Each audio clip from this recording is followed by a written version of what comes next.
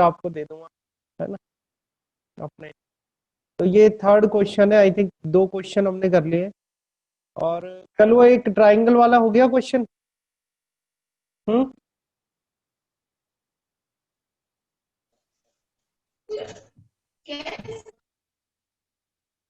Message कर दो आप लोग, कोई दिक्कत नहीं।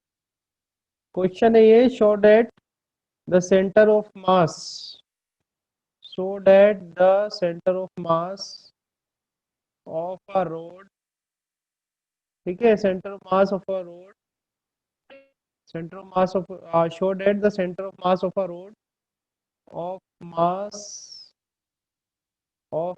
capital M, okay, of mass capital M and length L, and length L, okay, and length L lies midway between, lies midway, okay, lies midway between its ends, okay. तो ये एक क्वेश्चन दे रखा है आपको, है ना, इस तरह से क्वेश्चन है। डायग्राम गिवन है इसमें, तो डायग्राम में आपको रोड दे रखी है इस तरह से, ये रोड है, ठीक है, इस तरह से एक रोड दी हुई है। और इस रोड में यहाँ पर इसकी एक्सिस बनाई हुई है, ये एक्सिस बनी हुई है इस तरह से। तो ये एक्सिस, इधर ये एक्स ले लेता हूँ मैं, यहाँ पर वाई ले लेते हैं, ठीक है। तो देखो, सबसे पहली बात, जो रोड है, रोड की लेंथ कितनी है, एल है, ठीक है। ये आपकी एक्स एक्सिस हो गई, एक्स एक्सिस के अलोंग आपने ले लिया इसको इस तरह से, ठीक है। ये एक्स एक्सिस हो गई, ये वाई एक्सिस हो गई। अब आप चाहो तो इसको अपन एक्स एक्सिस को इसके मिड में ले लेते हैं, इसके एक्सिस बना देते हैं एक्स एक्सिस को। ये क्वेश्चन में ही गिवन है डायग्राम, ठीक है, समझ में आया। तो एल लेंथ की रोड है ये, जिसका मास एम दिया हुआ है। तो आपको पता करना है कि इसका सेंटर ऑफ मास कहाँ होगा। अच्छा, सेंटर ऑफ मास के लिए अगर मैं सेंटर ऑफ मास के कोऑर्डिनेट्स लिखना चाहूँ, तो एक सी ओ एम हो जाएगा, ठीक है, एक वाई सी ओ एम हो जाएगा, और एक हो जाएगा सर जेड। एक और बार बता दो। हाँ, ये क्वेश्चन दिया हुआ है, क्वेश्चन दिया हुआ है आपको इस तरह से। इस क्वेश्चन में एक रॉड दी हुई है, रॉड का मास एम है और रॉड की लेंथ एल है। रॉड का मास एम है और उसकी लेंथ जो है वो क्या है, एल, एल लेंथ है उसकी, ठीक है। आपसे इन्होंने पूछा है कि find out the centre of mass of this road, ठीक है, इस रोड का आपको सेंटर ऑफ मास बताना है, ठीक है।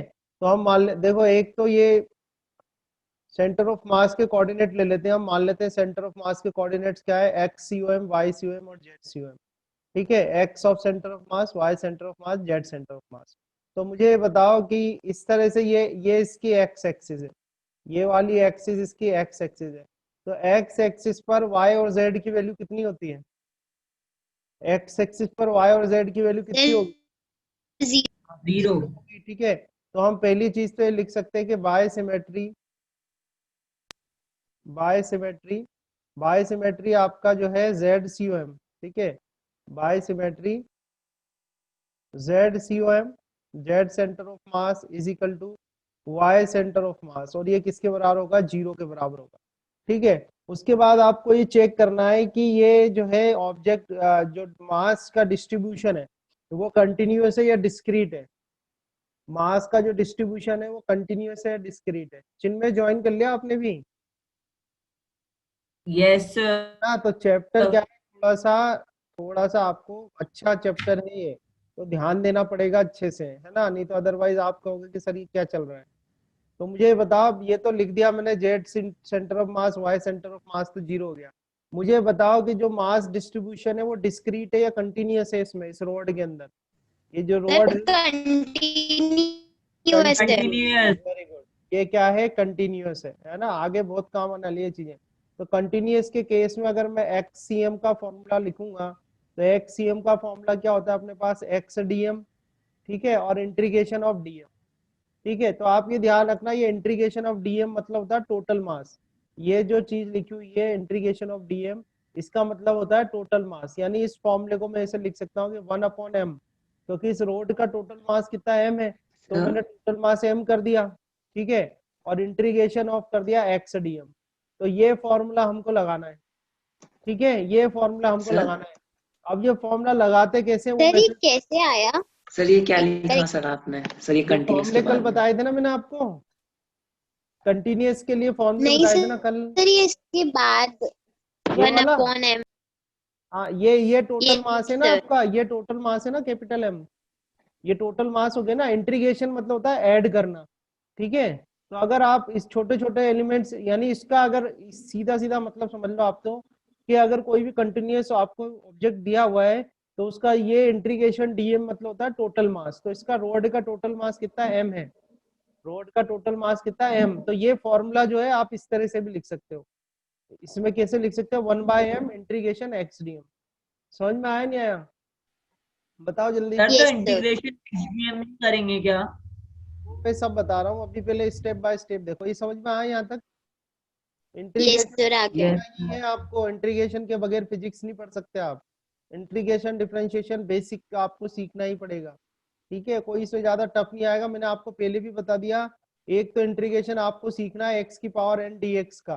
तो एक्स की पावर एन डी एक्स का क्या होता है, एक्स की power N plus one divide by N plus one plus C, ये एन आपको प्लस वन ध्यान रखना है, ठीक प्लस है। तो ये बस यही वाले ज्यादातर यूज होते हैं। अब सुन, अब यहाँ तक आया समझ में आपको, एक्सीएम बराबर फॉर्मूला क्या आ यस गया, सर। ठीक है। अब क्या करना है, ये डीएम जो होता है, डीएम होता है किसी एलिमेंट का मास। तो आपको एक एलिमेंट लेना है, यहाँ पर कहीं पर भी एक छोटा सा एलिमेंट लेना है। तो मान लो आपने ये छोटा सा एलिमेंट ले लिया, ठीक है। और ये जो छोटा सा एलिमेंट है, इसकी जो लेंथ है, इस छोटे से एलिमेंट की लेंथ कितनी है, डीएक्स। ध्यान से देखना, क्या करना है आपको, एक छोटा सा एलिमेंट लेना है, उस एलिमेंट की जो लेंथ है वो कितनी है, डीएक्स है। और वो एलिमेंट इस एक्सिस से, जिस एक्सिस से आपको सेंटर ऑफ मास निकालना है, वहां से आपको डिस्टेंस लेनी है। तो इसकी डिस्टेंस मान लो यहाँ से एक्स है, ठीक है, यहाँ से ये सेंटर तक, इसका इसका जो सेंटर होगा वहां तक की डिस्टेंस कितनी है, एक्स है, ठीक है। तो आपने क्या करा, एक एलिमेंट ले लिया, ये एक एलिमेंट है, इस एलिमेंट की लेंथ कितनी है, डीएक्स है, और इस एक्सिस से कितनी डिस्टेंस पर है, एक्स पर है। और ये जो छोटा सा एलिमेंट लिया है, स्मॉल एलिमेंट, इसका मास कितना है, डीएम, इसका मास कितना है, डीएम। यह यहाँ तक समझ में आया।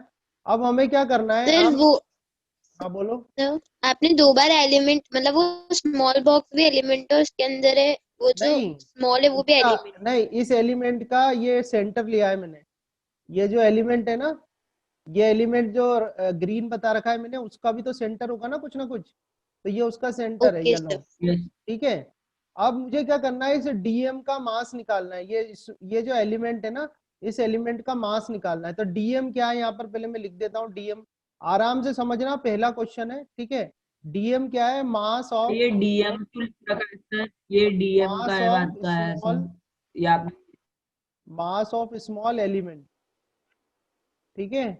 डीएम क्या चीज है यहाँ पर, मास ऑफ स्मॉल एलिमेंट, ये वाला डीएम, ठीक है।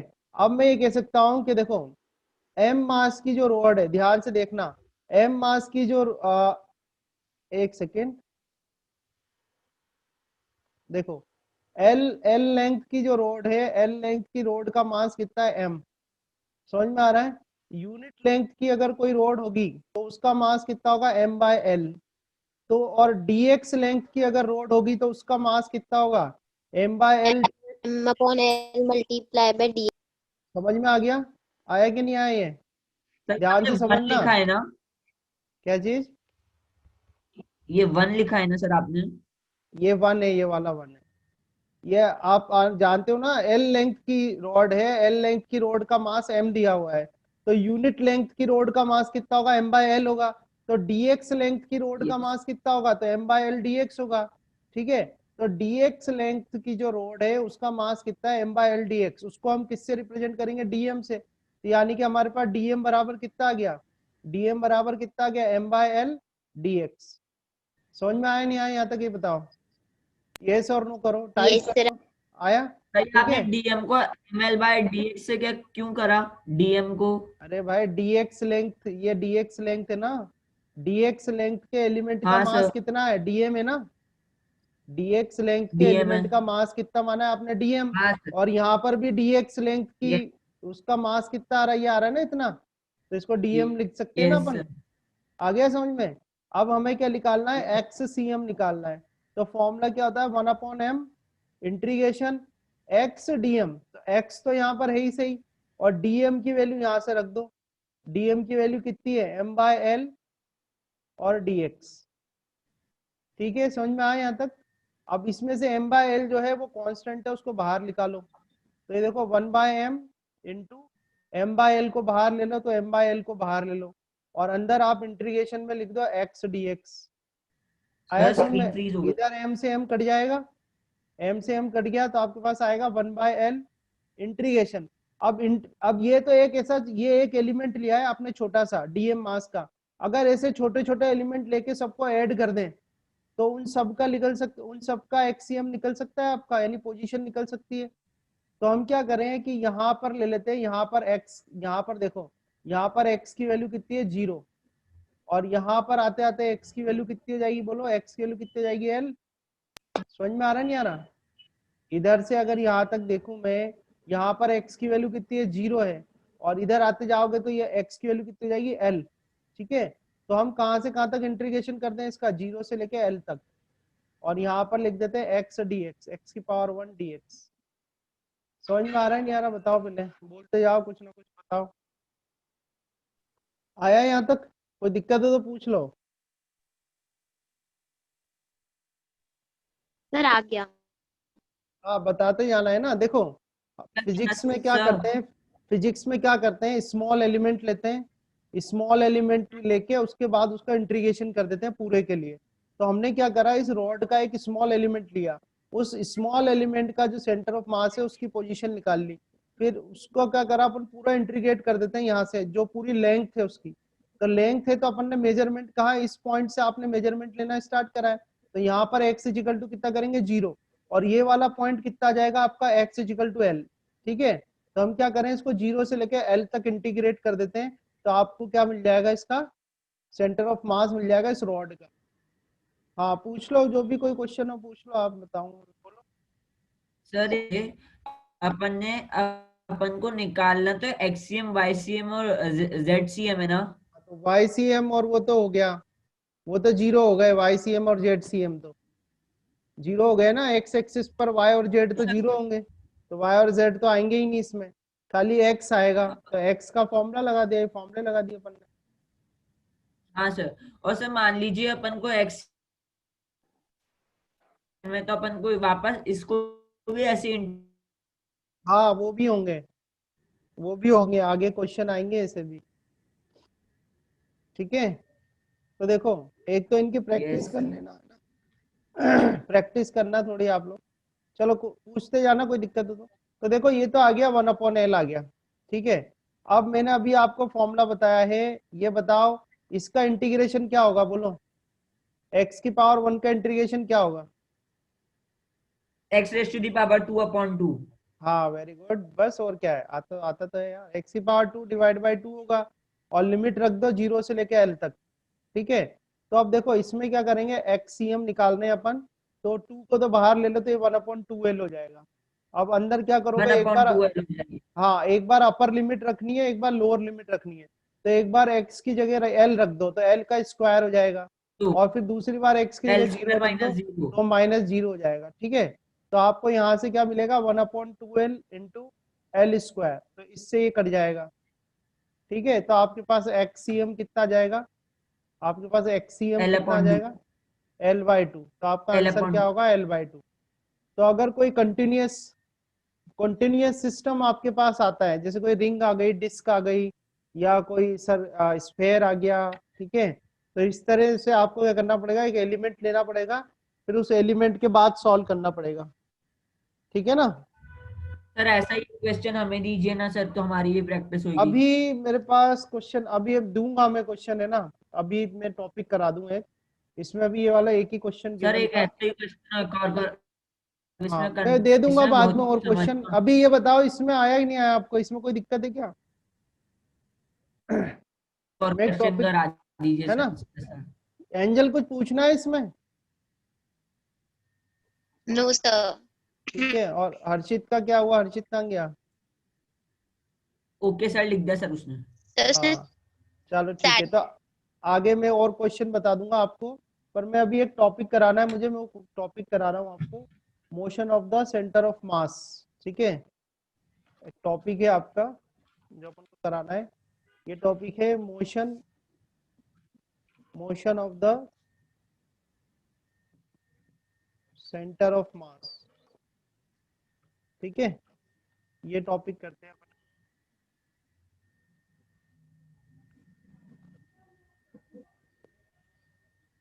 तो थोड़ा समझना, अच्छे से समझ के करना। ठीक है, तो motion of the centre of मास हम सॉल्व कर रहे हैं।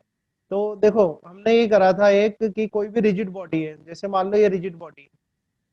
ठीक है, अब रिजिड बॉडी होगी तो रिजिड बॉडी जो है, और ये मान लो इसकी एक्सिस हो गई रिजिड बॉडी की। ठीक है, अब जो भी रिजिड बॉडी है वो क्या होगी, बहुत सारे अलग अलग पार्टिकल से मिलके बनी होगी। ये हर बार अपन ये डायग्राम बना ही रहे हैं, जैसे ये m1 मास का पार्टिकल हो गया, यहाँ पर कोई पार्टिकल हो गया m2 मास का। ठीक है, ऐसे कोई पार्टिकल हो गया mn मास का, तो इसको अपन ने rn कर दिया, इसको r2 कर दिया, इसको r1 कर दिया, ये इसकी रोटेशनल एक्सिस हो गई ओमेगा। अगर रोटेशनल मोशन हो सर रहा आप है तो एक और बार समझाओ तो सर, ये आपने क्या क्या लिखा? ये अपन ने बनाया तो था, जैसे कोई रिजिड बॉडी है इस तरह से, सर ये क्या लिख या रखा चलो है? अगर ये समझ में नहीं आ रहा तो इधर देखो, एक फेमिलियर सा डायग्राम बना देता हूँ मैं आपके लिए, 1 सेकेंड। नहीं सर, ये कह रहा हूँ सर, मैंने यही बना दिया। रुक जाओ, ये रोटेशनल का केस है। देखो आप यहाँ पर हमें पता करना है motion of the centre of mass. ठीक है, सेंटर ऑफ मास मतलब कोई सिस्टम है, उस सिस्टम के अंदर पार्टिकल्स है। ठीक है, उनका एक बॉडी का तो निकाल सकते हो आप सेंटर ऑफ मास, पर कोई सिस्टम है और उसके अंदर पार्टिकल्स हैं, उसके लिए आपको सेंटर ऑफ मास निकालना है।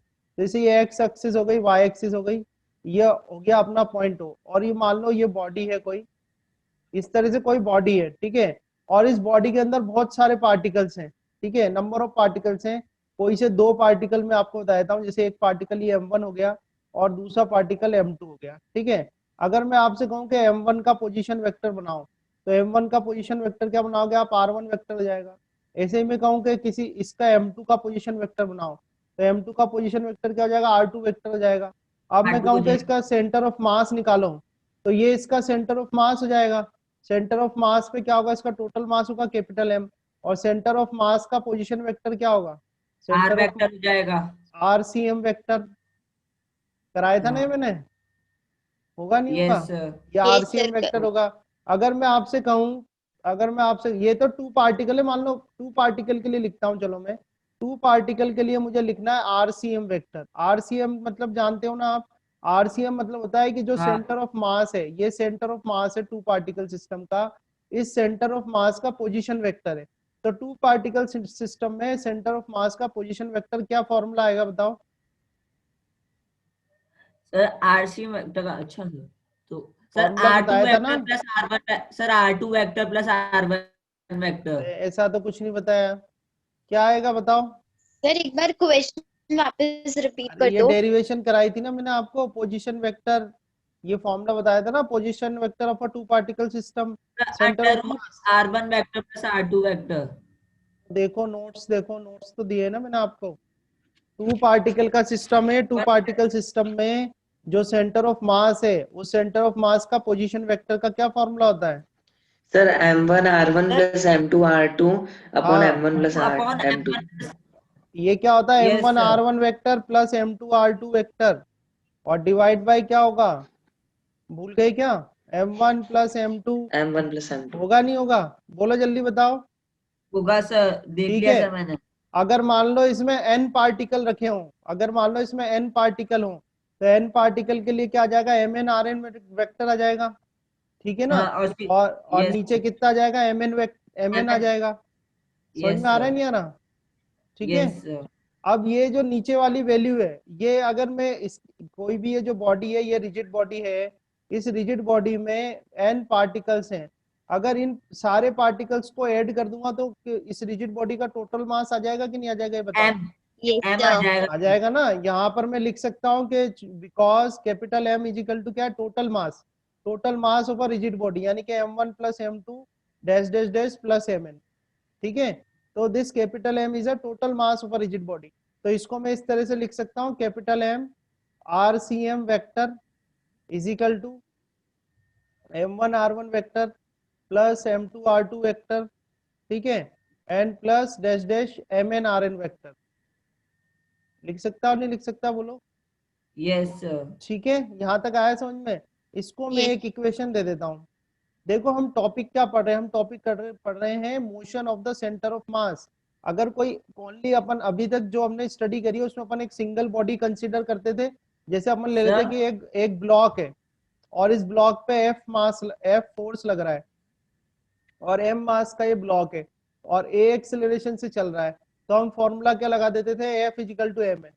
क्यों लगा देते हैं F इजिकल टू M है? अपन इस पूरी बॉडी का मास जो है यहाँ एक जगह सेंटर्ड मान लेते थे और उससे F इजिकल टू M लगा रहे थे, है ना।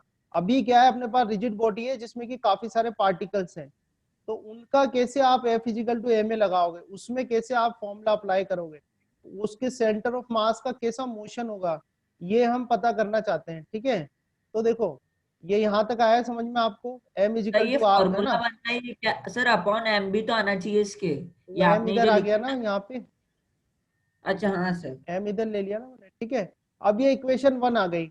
अब इक्वेशन 1 को अगर मैं डिफरेंशिएट करूं, डिफरेंशिएट, ध्यान से देखना, differentiate with respect to t, ठीक है, विद रेस्पेक्ट टू टाइम, इसको डिफरेंशिएट करते तो देखो मास तो कांस्टेंट है, मास अलग हो जाएगा। यहां मैं लिखूंगा d by D T of RCM vector, ठीक है, d by D T of RCM vector, है ना, इज इक्वल टू यहाँ पर कितना जाएगा M1 d by D T of R1 vector, ठीक है, प्लस यहाँ पर क्या जाएगा M2 और फिर ये क्या जाएगा d by D T of R2 vector, ठीक है, और प्लस डैश डैश लास्ट में कितना जाएगा Mn और d by D T of Rn vector. समझ में आ रहा है बेटा, नहीं आ रहा? ये RCM क्या होता है मुझे बताओ, RCM क्या चीज है यहाँ पे बोलो? Sir That RCM Center of the mass of the vector of the resultant center of vector. mass. हाँ, ये Center ध्यान of रखना, mass आपको ये बिल्कुल क्लियर होना चाहिए, नहीं तो कंफ्यूजन होगा। RCM मतलब है, सर ये लास्ट लाइन क्या लिखी है आपने? वो मैं कर रहा हूँ अभी, सुनो। RCM का मतलब है position vector of the centre of mass, ठीक है, यस RCM मतलब position vector of centre of mass, ठीक है ना। इसके बाद R1 वेक्टर, ये स्मॉल r1 वेक्टर क्या है, position vector of particle M1, R2 vector क्या है, position vector of particle M2, ऐसे करके सारे पोजीशन वेक्टर हैं, ठीक है। अब मैंने ये इक्वेशन निकाल ली। अब देखो मैंने इसको डिफरेंशिएट कर दिया with respect to time, with respect to time differentiate कर दिया, d बाई डी टी लिख दिया सब में। मास तो कांस्टेंट है तो मास को बाहर कर दिया। तो मुझे बताओ d by D T of position vector कितना होगा? अगर पोजीशन 0 को डिफरेंशिएट कर दें, पोजीशन को डिफरेंशिएट कर दें विद रिस्पेक्ट टू टाइम, तो कौन सी क्वांटिटी मिलती है? सर पढ़ा है ना वेलोसिटी, आपने? वेलोसिटी। वेलोसिटी मिलेगी ना। पोजीशन को dx x से रिप्रेजेंट करते थे आप और dx बाई डी टी लिखते तो क्या आता था, dx by D T, velocity आती थी कि नहीं आती थी बताओ, आती थी सर। है ना। तो यहाँ पर क्या आ जाएगा m, ये आ गया m आ गया, ठीक है, और ये क्या आएगा VCM वेक्टर। अब मुझे बताओगे VCM वेक्टर क्या चीज है? VCM वेक्टर का मतलब क्या है? VCM वेक्टर का मतलब होगा velocity of centre of mass, yes sir. ठीक है। तो हम क्या पढ़ रहे हैं, motion of centre of mass. तो motion of centre of mass में हमने उसका पोजीशन वेक्टर निकाला, अब हम उसका वेलोसिटी वेक्टर निकाल रहे हैं, फिर इसके बाद इसका एक्सेलरेशन भी निकाल लेंगे। तो देखो VCM मतलब velocity of centre of mass, तो ये इक्वल टू कितना जाएगा M1, यहाँ कितना लिखूंगा मैं V1 वेक्टर, यहाँ पर कितना लिखूंगा M2 और V2 वेक्टर, ठीक है, और लास्ट में क्या आएगा Mn Vn वेक्टर। समझ में आ रहा है नहीं आ रहा बोलो? सेकेंड इक्वेशन, ठीक है यहाँ आ तक, रहा है सर। है ना। यस तो मतलब कहने का ये हुआ कि जो सेंटर ऑफ मास है, सेंटर ऑफ मास की वेलोसिटी कितनी होगी?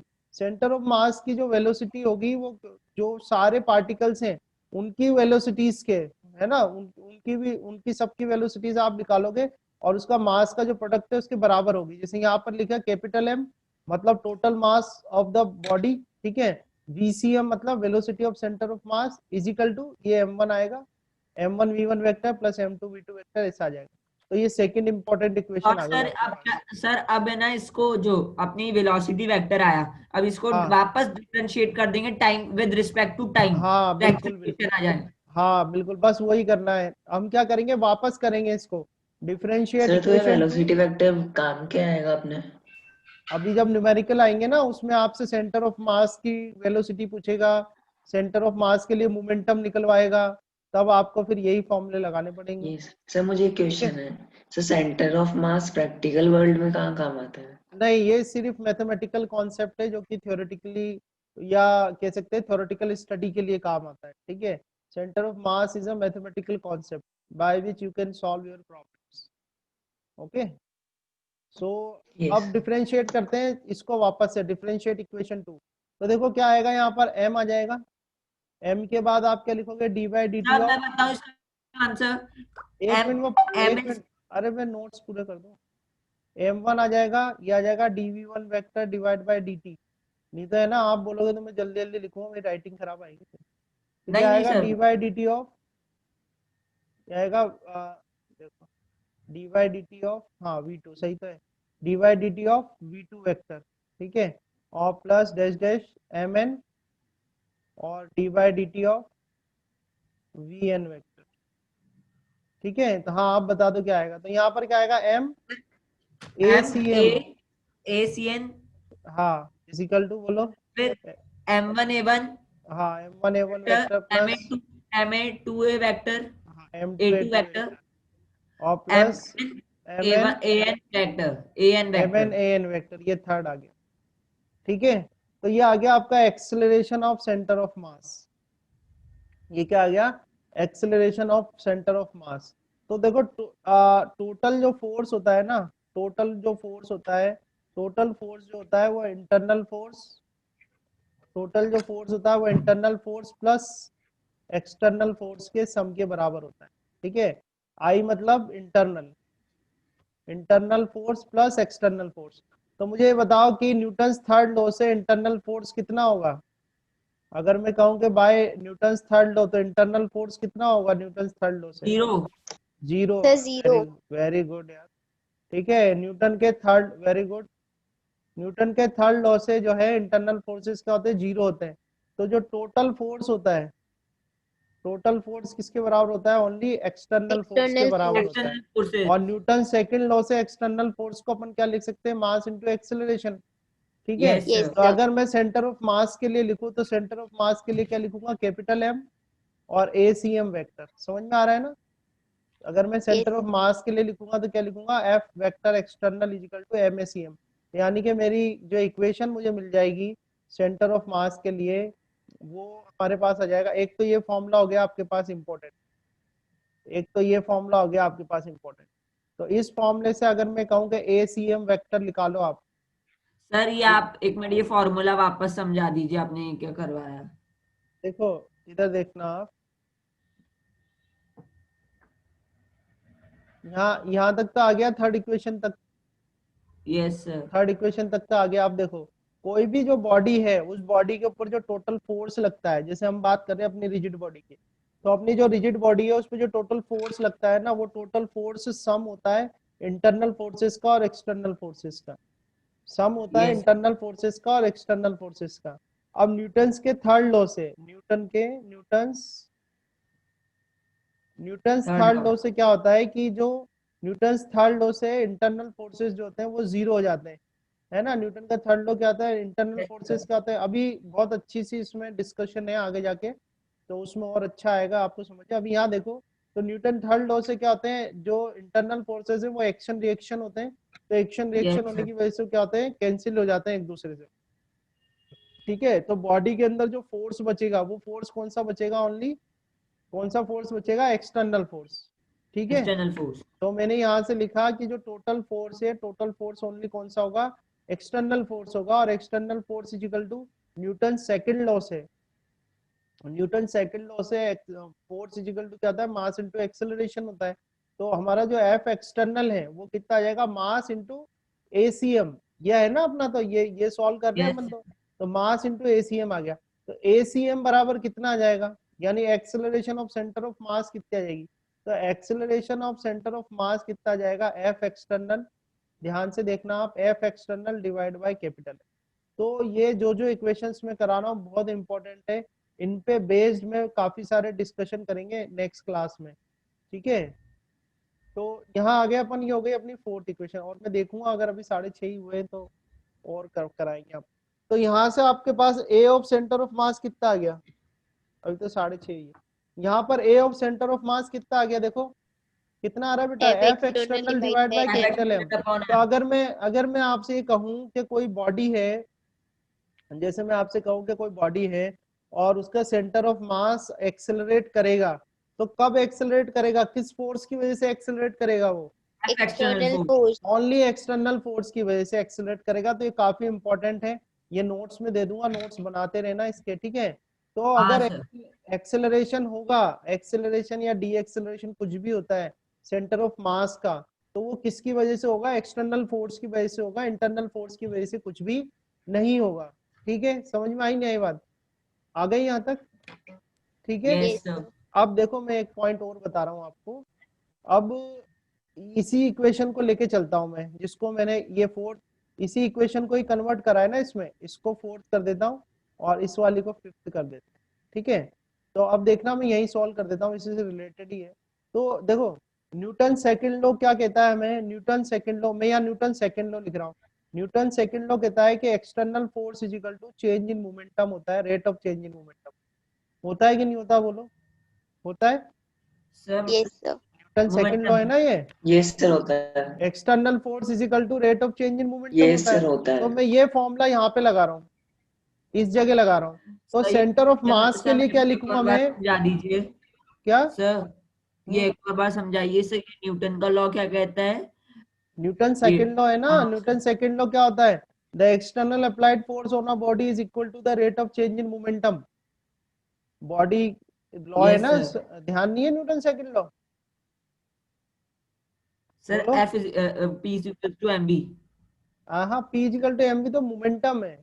न्यूटन हाँ सेकंड लॉ होता है ना, F is equal to DP by DT, मतलब rate of change in momentum is equal to yes sir. External applied force, है यस ना, सर। स्टेटमेंट है ये, एक बार देखना, है ना। तो ये यस तो मैंने आपको बेसिक फॉर्मूला बताया। अब यहाँ देखो, समझ में आया नहीं आया, चिन्मय बताओ जल्दी, आ गया ठीक है सर, आ गया है सर। ना। अब देखो, अभी हम सॉल्व कर रहे हैं सेंटर ऑफ मास के लिए। तो सेंटर ऑफ मास के लिए मैं इस एफ, ये भी ये क्या है, एक्सटर्नल फोर्स ही होता है ये। मैं इस एफ एक्सटर्नल की जगह ये लिख सकता हूँ कि D P divide by D T, लिख सकता हूँ, लिख सकता, डीपी बाय डी टी लिख सर दिया। तो इसको भी इंटीग्रेट करते हैं। अरे अभी क्यों कर दे, देखो तो सही पहले कर क्या रहा हूँ मैं, डीपी बाय डी टी आ गया ये, ठीक है। और ये जो मोमेंटम है, ये पी जो है वो क्या है, आपका मोमेंटम है। मैं यहाँ लिख देता हूँ कि भाई ये मेरा टोटल मोमेंटम है, पी टी मतलब हो गया टोटल मोमेंटम। और इज इक्वल टू मैंने यहाँ पर लिख दिया एफ ऑफ एक्सटर्नल फोर्स। हमेशा ये ध्यान रखना कि ये एक्सटर्नल फोर्स किस पे लगा रहा हूँ मैं, रिजिड बॉडी पे। अब मैं ये कहना चाहता हूँ कि अगर मान लो किसी बॉडी पर एक्सटर्नल फोर्स क्या है, जीरो है, कोई बॉडी है जिसपे एक्सटर्नल फोर्स जीरो है, तो एक्सटर्नल फोर्स जीरो है तो डीपी बाय डी, यानी डीपी बाय डी में करूंगा, ये पी, ये टोटल मोमेंटम है पूरी बॉडी का, ठीक है। तो ये जीरो हो जाएगा।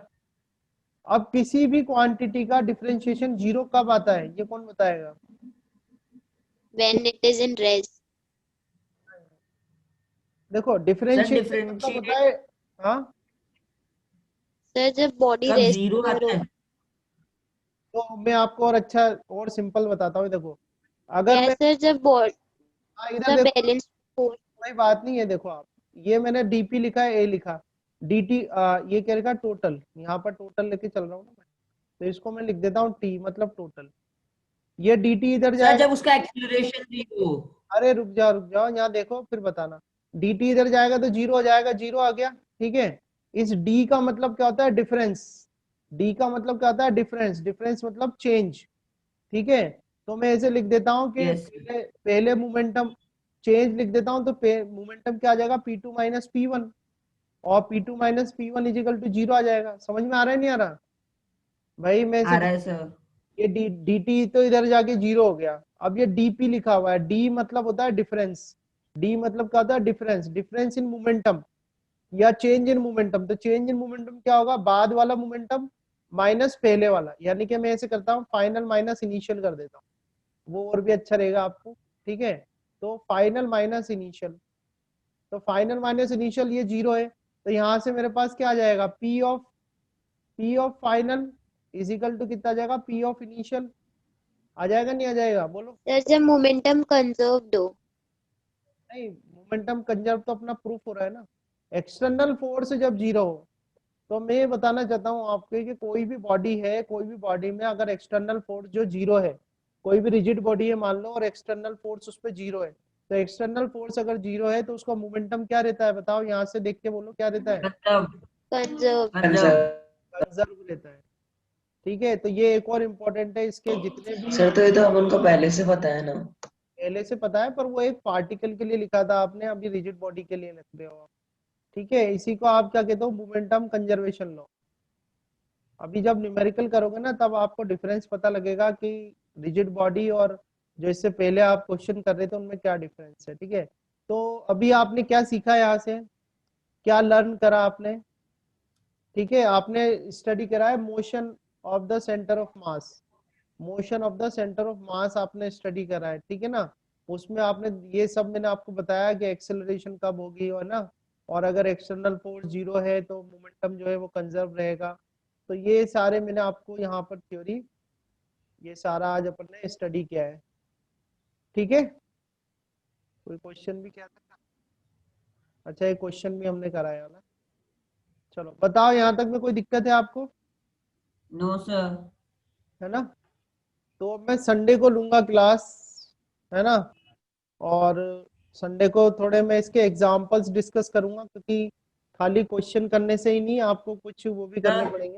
हाँ सर मतलब अगर आप एक अल्टरनेटिव डेज ले रहे हैं ना सर, तो ऐसे बहुत लिंक टूट रही है बीच में यार, एक्चुअली क्या पढ़ने हो रहा है की। ये अब देखो, मेरी 11th की क्लास होती है ना जिस दिन, तो बहुत सारी हो जाती है।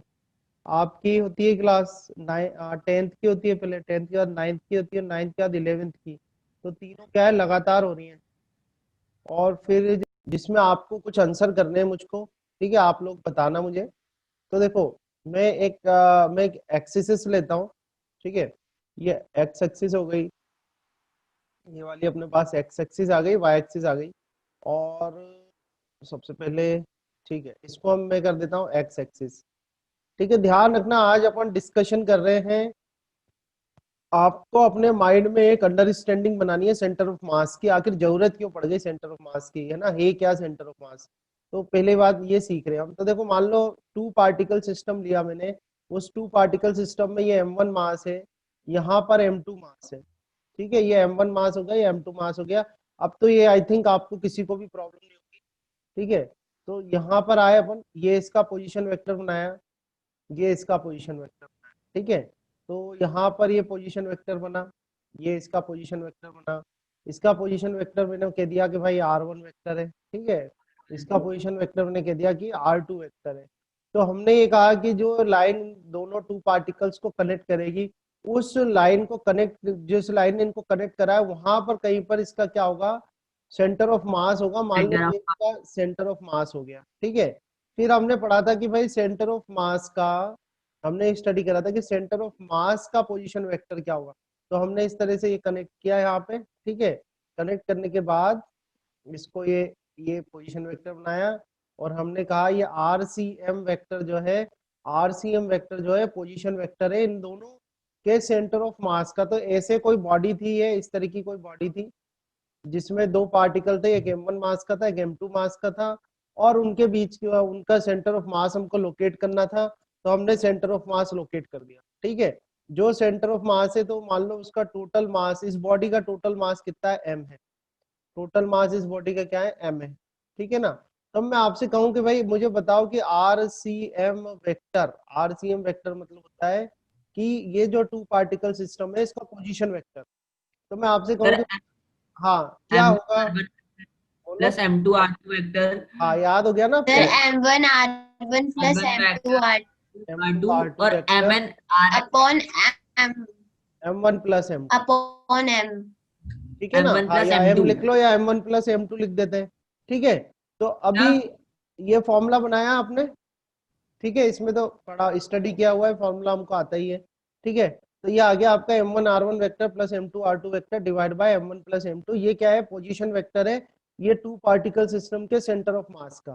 ठीक है, अगर मैं ये कहूं कि इफ, अगर मैं एक कंडीशन लगाऊं कि if m1 is equal to m2, if m1 is equal to m2 कर दिया जाए तो RCM वेक्टर कितना होगा? अगर m1 is equal to m2 कर दिया जाए तो RCM वेक्टर कितना होगा इसमें? Sir 2m1 r1। नहीं, 2m1 क्यों होगा? m1 is equal to m2 कर दिया, यानी सर m1 M1 कॉमन आ बराबर है, जाएगा। तो ये कट जाएंगे ना सब। देखो सर तो 0 होगा ना।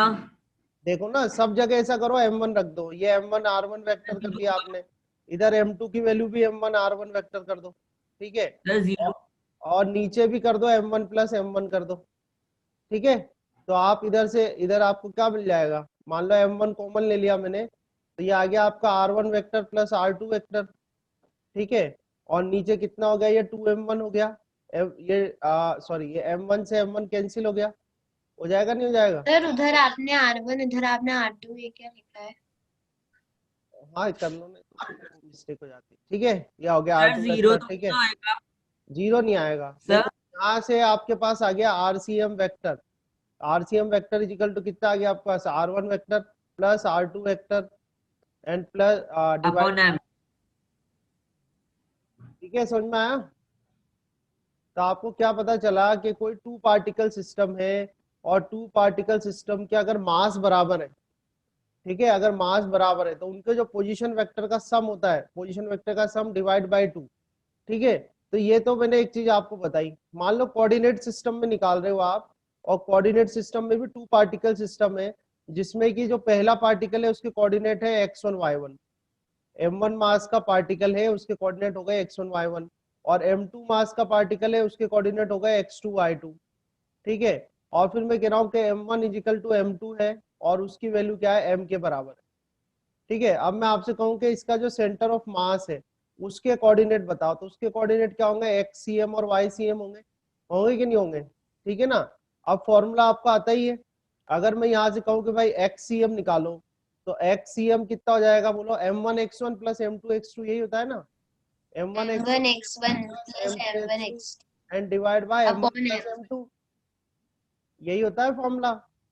तो देखो क्या हो जाएगा, सर मैं थोड़ा सा डायरेक्ट कर रहा हूँ, क्या आ जाएगा? x1 plus x2 divide by 2 आ जाएगा कि नहीं आ जाएगा? यानी कि m1 और m2 मास के दो पार्टिकल है, इस तरह से m1 और m2 मास के दो पार्टिकल हैं, दोनों के मास अगर सेम है, mm मास के हैं, तो उनका सेंटर ऑफ मास कहाँ पर होगा? कहीं पर, कहाँ होगा? मिड पॉइंट में। अगर ऐसे ही आप यहाँ से YCM निकालोगे तो YCM भी कितना आ जाएगा? YCM भी y1 plus y2 divide by 2 आ जाएगा। समझ में आ रहा है? तो ये मैंने आपको बताया कि मान लो कि दो पार्टिकल हैं और उनका जो है मास सेम है, तो मास सेम है तो उनका सेंटर ऑफ मास कहाँ पर आएगा? तो कहाँ आ जाएगा? मिड पॉइंट पर आ जाएगा। देखो x1 plus x2 divide by 2 आ गया, y1 plus y2 divide by 2 आ गया, ये पोजीशन वेक्टर का ऐड करके डिवाइड बाय 2 आ गया। ठीक है, समझ में आया? समझ में आया यहाँ तक? यस आगे बढ़ूं? यहाँ तक आ गया? आप मैसेज Yes sir। ओके भी लिख सकते हो। ठीक है, ये सर। हाँ ओके लिख दिया करो तो वो भी सही रहेगा। चलो अब हम लेते हैं एक नेक्स्ट, जो मेन टॉपिक मुझे आज कराना है वो बता रहा हूँ मैं, motion of centre of mass. ये मेन टॉपिक है, motion of centre of mass in a moving system of particles, in a moving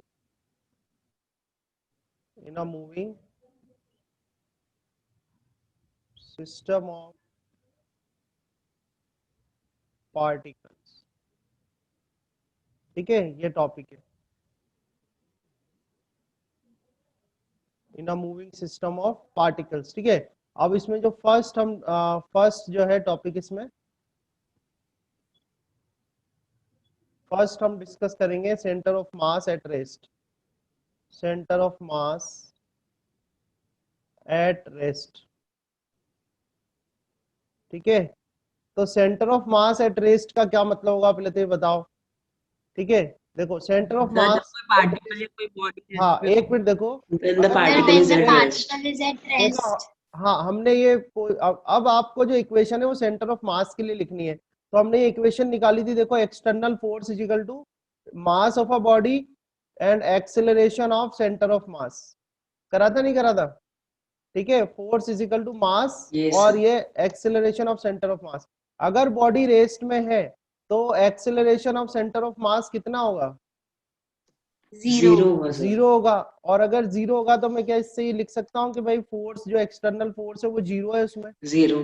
ठीक है, Yes, तो sir. यानी कि कहने का मेरा मतलब है, मैं अभी इसमें अपन कुछ एग्जांपल्स डिस्कस करेंगे, थोड़ा सा टाइम लगेगा बट अपन को काफी कुछ उसमें मिल जाएगा। अच्छा मुझे बताओ, ध्यान रखना कि बॉडी किस में है? रेस्ट में। बॉडी रेस्ट में है तो क्या मैं लिख सकता हूँ कि वेलोसिटी ऑफ सेंटर ऑफ मास कितनी होगी? Velocity of zero centre of मास होगी। कितनी होगी? Sir, zero. जीरो होगी, जीरो होगी क्योंकि ये सर। ध्यान रखना बॉडी Zero. जो ये अपन क्या कर रहे हैं, रेस्ट की कंडीशन डिस्कस कर रहे हैं, रेस्ट की। एक्सीलरेशन तो तब भी जीरो हो सकती है जब यूनिफॉर्म मोशन हो। अब तो आप अच्छे से पढ़ के आए हो जैसे, है ना? तो बॉडी अगर यूनिफॉर्म मोशन कर रही है तब भी एक्सीलरेशन जीरो हो सकती है, समझ में आई बात? पर हम यहाँ बात कर रहे हैं कि बॉडी रेस्ट में है, तो बॉडी रेस्ट में है तो वेलोसिटी क्या होगी उसकी? जीरो होगी। ठीक है, अब इन चीजों पर अपना कॉन्सेंट्रेशन रखना, ये जो मैंने यहाँ पर बताया है इन चीजों पे कंसंट्रेशन रखना। अब इन पे बेस्ड मैं कुछ सिस्टम्स बताऊंगा आपको। ठीक है, मेरी वॉइस क्लियर है ना? आप लोगों को कोई दिक्कत तो नहीं आ रही? एक्चुअली यहाँ तो बाहर सर का वर्क चल रहा है तो शायद No, थोड़ा sir. आ रहा हो, नो सर, नो दिक्कत प्रॉब्लम। नहीं आ रही ना? हाँ, तो मैं अब इससे रिलेटेड मैं आपको कुछ अपन एग्जाम्पल डिस्कस करेंगे। ठीक है, और उन एग्जाम्पल्स में आपको ये पता लगाना है कि भाई सेंटर ऑफ मास जो है वो क्या कर रहा है, एक्सिलरेट हो रहा है, रेस्ट में है, मोशन में है, ये चीजें आपको जज करनी है। ठीक है ना? तो देखो, जैसे हम इसका पहला एग्जाम्पल, भले ही अब कितना ही टाइम लगे हम आराम से डिस्कस करेंगे। ठीक है, तो पहला दिया हुआ है इसमें, a bomb at rest. Actually इसमें थोड़ा लिखना पड़ेगा मुझे, है ना? तो इसलिए थोड़ा सा टाइम लगेगा, बट देख आप अच्छे से रीड करते जाना, इसी से मैं लिखूंगा। A bomb at rest explodes. ठीक है, a bomb at rest explodes into various smaller fragments, into various smaller, ठीक है, various smaller fragments, various smaller fragments, okay, all moving in different, all moving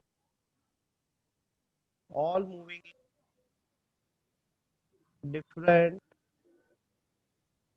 all moving in different directions, all moving in different directions। ठीक है, all moving in different directions। Then यहाँ तक लिखा हुआ है ये, ठीक है, ये अच्छे से रीड कर लो।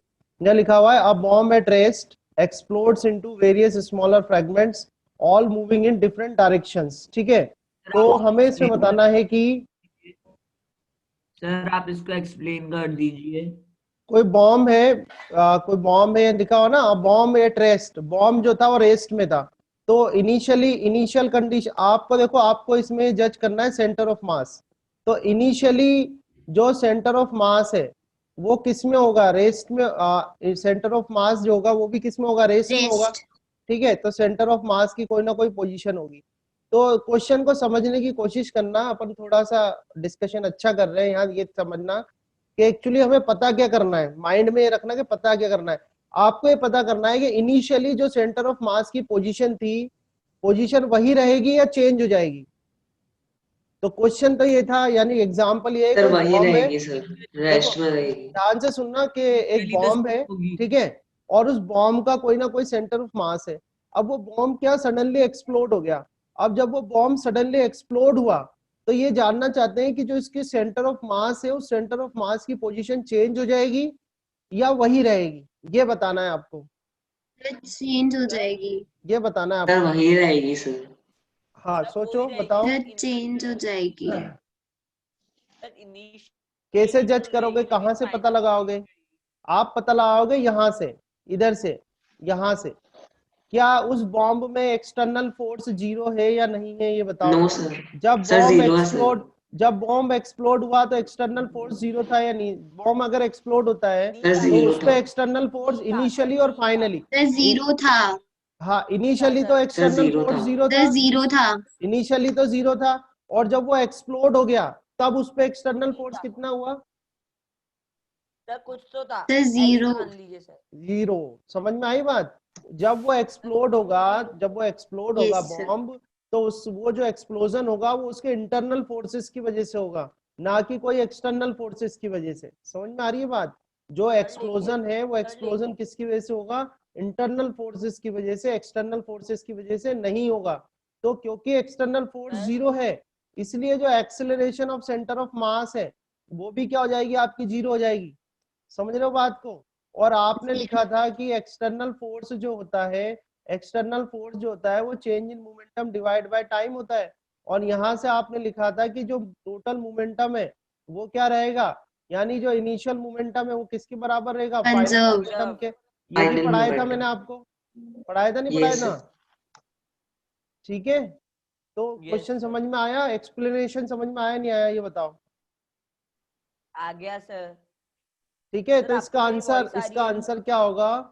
इसका आंसर क्या लिखोगे आप? जो इम्पोर्टेंट बात है इस एग्जांपल में, द सेंटर ऑफ सर मास। चिन्मय कुछ कह रहा है। सर सर आपको उसकी है मेरी ना voice आ वॉइस रही सही है नहीं आ क्या? रही चिन्मय की, बहुत कम वॉइस आ रही है। ठीक हाँ है, सर, तो मेरे इसमें को भी आप ऐसा ये लग रहा है। लिखोगे एक्सप्लेनेशन में, centre mass of the bomb remain at the original position. Centre of mass of the bomb remain at original position. ये बताओ एग्जाम्पल समझ में आया कि नहीं आया ये बताओ? ठीक है, क्लियर है? एक्सप्लेनेशन कैसे करोगे समझ में आया कि नहीं आया? यस सर आ गया। आपको क्या चेक Yes, करना sir. है, जैसे ही क्वेश्चन आता है, जैसे ये न्यूमेरिकल में भी आएंगे ये क्वेश्चन, तो जैसे ही क्वेश्चन आपको मिलेगा, तो आप उसमें चेक करना कि उसमें कोई एक्सटर्नल फोर्स अप्लाई हो रहा है या नहीं हो रहा।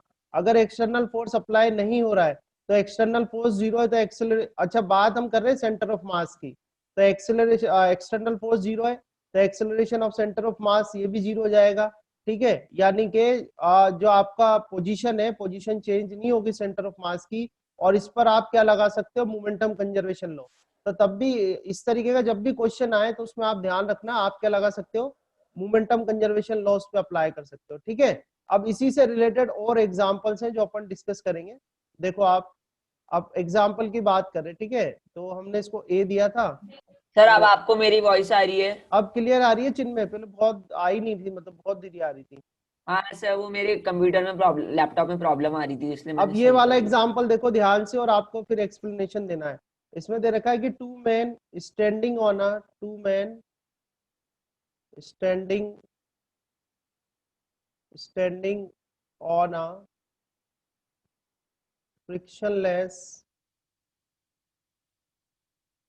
फ्रिक्शनलेस, ठीक है, फ्रिक्शनलेस प्लेटफॉर्म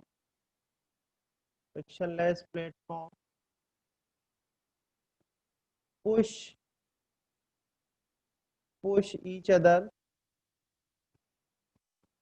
ठीक है, पुश ईच अदर। ओके, तो अभी भी ये एक एग्जांपल है।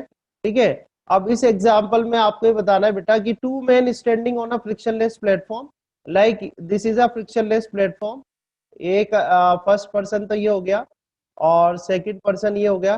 ठीक है, फर्स्ट वाला इसको पुश कर रहा है, F1 फोर्स इस पे लगा रहा है, ये इसको पुश कर रहा है, ये F2 फोर्स लगा रहा है। ठीक है, तो अब ये दोनों ध्यान से अपने माइंड में ना आपको अंडरस्टैंडिंग जनरेट करनी है। अंडरस्टैंडिंग इसकी जनरेट करनी है कि ये दोनों मिलके यहाँ पर, दोनों पर्सन की बात कर रहा हूँ, प्लेटफॉर्म की बात नहीं कर रहा हूँ, दोनों पर्सन मिलके यहाँ पर एक सिस्टम बनाएंगे। ये क्या बन गया? एक सिस्टम बन गया। ठीक है, सिस्टम ऑफ फोर्स। हाँ, ना सिस्टम ऑफ फोर्स नहीं, दो पर्सन का सिस्टम बन गया ये। ठीक है, अब आपको ये पता करना है क्या इस सिस्टम पर कोई एक्सटर्नल फोर्स लग रहा है? नहीं सर, नहीं लग रहा। नहीं सर। अगर मैं ये बात नहीं करूं लग नो रहा। कि सर नहीं लग देखो रहा। सर पर अगर एक एक सिंगल मैन को कंसिडर करें तो फिर लग रहा है। तो लगेगा, अदरवाइज देखो, अब ये एक्चुअली क्या हो गया? टू पार्टिकल सिस्टम वाली बात हो गई, क्योंकि पर्सन का कोई मास भी हो सकता है, वो फोर्स भी लगा रहे हैं, तो ये टू पार्टिकल सिस्टम वाली बात हो गई कि अगर मैं इन दोनों का मास ले लूं तो इनका कहीं ना कहीं जो है इनका सेंटर ऑफ मास भी होगा। 2 पार्टिकल सिस्टम है ना ये, 2 पार्टिकल सिस्टम में 2 पर्सन जो है वो पार्टिकल हो गए, मान लो उनका कुछ ना कुछ मास है, तो उनका सेंटर ऑफ मास भी होगा। डिस्क्रीट वाले फॉर्मूले लगा देना आप, तो centre of mass mill sir जाएगा। तो क्वेश्चन आएगा और न्यूमेरिकल तब तो करेंगे ही, पर अभी आप अपनी अंडरस्टैंडिंग जनरेट करो कि ये जो पूरा सिस्टम सर है, इस एक चीज पूरे बताइए। सिस्टम का ध्यान से एक बार सुन लो, ये जो पूरा सिस्टम है, इस पूरे सिस्टम का कहीं ना कहीं सेंटर ऑफ मास होगा वो सेंटर ऑफ मास। तो मैं यह जानना चाहता हूं कि ये जो सिस्टम है 2 पर्सन का, इस पर कोई एक्सटर्नल फोर्स लग रहा है या नहीं लग रहा? नहीं लग रहा sir. External No, force sir. No है क्या? External force. External no force external zero है। force. तो एक्सटर्नल फोर्स जीरो है, तो क्या मैं यहाँ पर लिख सकता हूँ कि position of centre of mass does not change? समझ में आई बात? समझ में आ गया? Yes sir. मोमेंटम का क्या होगा? सर इनिशियल मोमेंटम किसके बराबर होगा, ये बताओ? इनिशियल मोमेंटम फाइनल मोमेंटम के। Final फाइनल Final मोमेंटम के momentum. बराबर होगा। यानी कि अगर ये क्वेश्चन आता है तो आप इस पे क्या लगा सकते हो? मोमेंटम कंजर्वेशन लॉ लगा सकते हो। समझ में आ गई बात? ठीक है। अच्छा ये बताओ, ये F1 और F2 जो है ये एक्सटर्नल तो फोर्स इसमें है या एक्शन इंटरनल? रिएक्शन भी लग सकता है। हाँ सर मैं भी यही पूछना ये चाहता था, बताओ, एक्शन ये F1 रिएक्शन भी और तो लग सकता। अरे एक मिनट सुनो, ये sir F1 internal. Internal forces है। तो इंटरनल फोर्सेस जो होते हैं वो न्यूटन के थर्ड लॉ से एक दूसरे को क्या कर जाते हैं? कैंसिल आउट कर देते हैं। ठीक है। तो यहाँ पर जो है कोई भी, अच्छा और कुछ कोई क्वेश्चन है आपका? तो ये तो इंटरनल सर फोर्सेस है, मेरे को इंटरनल फोर्सेस एक दूसरे सर को इसमें कैंसिल कर देंगे। थर्ड लॉ ऑफ मोशन भी, हाँ तो थर्ड लॉ से सर इसमें देखो, थर्ड लॉ ऑफ मोशन भी। आप तो ये ध्यान रखो कि इंटरनल फोर्सेस जो होते हैं वो equal in magnitude and opposite in direction होते हैं, वो एक दूसरे को कैंसिल कर देते हैं। तो आपने डेरिवेशन करी थी कल, जब एफ सेंटर ऑफ मास के लिए आपने F is equal to M A C M लिखा था, तो वहां पर जो एफ फोर्स था वो कौन सा फोर्स था? ओनली एक्सटर्नल फोर्स था, इंटरनल फोर्स नहीं था। तो आपको हर एक सिस्टम में ओनली क्या देखना है? एक्सटर्नल फोर्स देखना है। अपनी जो थिंकिंग है वो आप जो मैं बता रहा हूँ उसके अकॉर्डिंग कर लो। आपको ये चेक करना है कि जो भी सिस्टम आपको दिया गया है उस सिस्टम में एक्सटर्नल फोर्स अप्लाई हो रहा है या नहीं हो रहा। अगर एक्सटर्नल फोर्स अप्लाई नहीं सर हो रहा मेरे तो को एक डाउट है। हाँ पूछो। सर मान लीजिए ये फ्रिक्शनलेस सरफेस नहीं होता तो अब क्या वो सर अलग इसमें बात हो एक्सटर्नल जाती, फोर्स लगता? वो अलग बात हो जाती, वो अभी नहीं कर रहे अपन डिस्कशन उसका। और सर ठीक मान है। लीजिए इस क्वेश्चन में, सर मान लीजिए इस क्वेश्चन में दोनों बॉडीज का मास दे रखा होता तो सर कुछ तो एक्सटर्नल फोर्स अप्लाइड होता।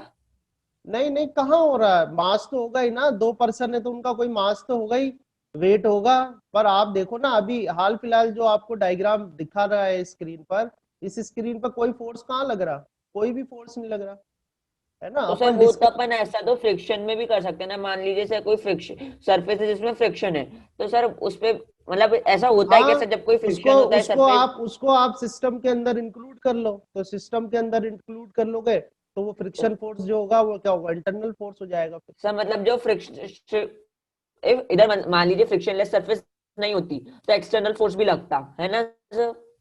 नहीं, कहाँ लग रहा है इसमें? वो तो कोई अगर शो होता ना उसमें, अभी जो केस आपकी स्क्रीन पे बना हुआ है, इस स्क्रीन पे आपको कोई फोर्स दिख रहा है कि जो बाहर से लग रहा हो?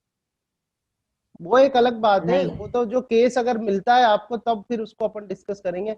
अभी मैं कह रहा हूँ कि इस तरीके के जो भी न्यूमेरिकल आएंगे आप उसमें ध्यान रखना कि आपको मोमेंटम कंजर्वेशन लगाना है। आपको चेक करना है कि एक्सटर्नल फोर्स है या नहीं है। अगर एक्सटर्नल फोर्स नहीं है तो आप उस पर एक तो सेंटर ऑफ मास की पोजीशन चेंज नहीं होगी, और दूसरा इंपॉर्टेंट बात ये रखना है कि आपको मोमेंटम कंजर्वेशन लगाना है उसके अंदर। ठीक है। अभी बस थोड़ा इतना आप थिंकिंग को अपनी यहाँ तक रखो। ठीक है, यहाँ तक आया समझ में? Yes sir. अभी आपको ये चेक करना है कि जो भी एग्जाम्पल मैं दे रहा हूं उस एग्जाम्पल में एक्सटर्नल फोर्स अप्लाई हो रहा है क्या उस सिस्टम पर।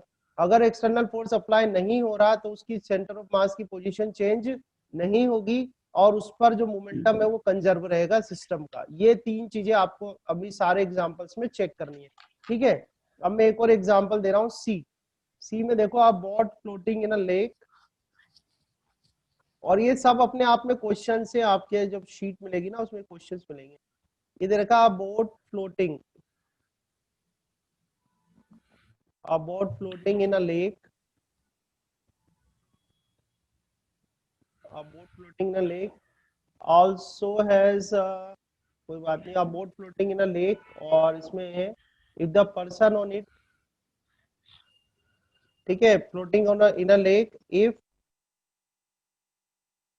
the person on it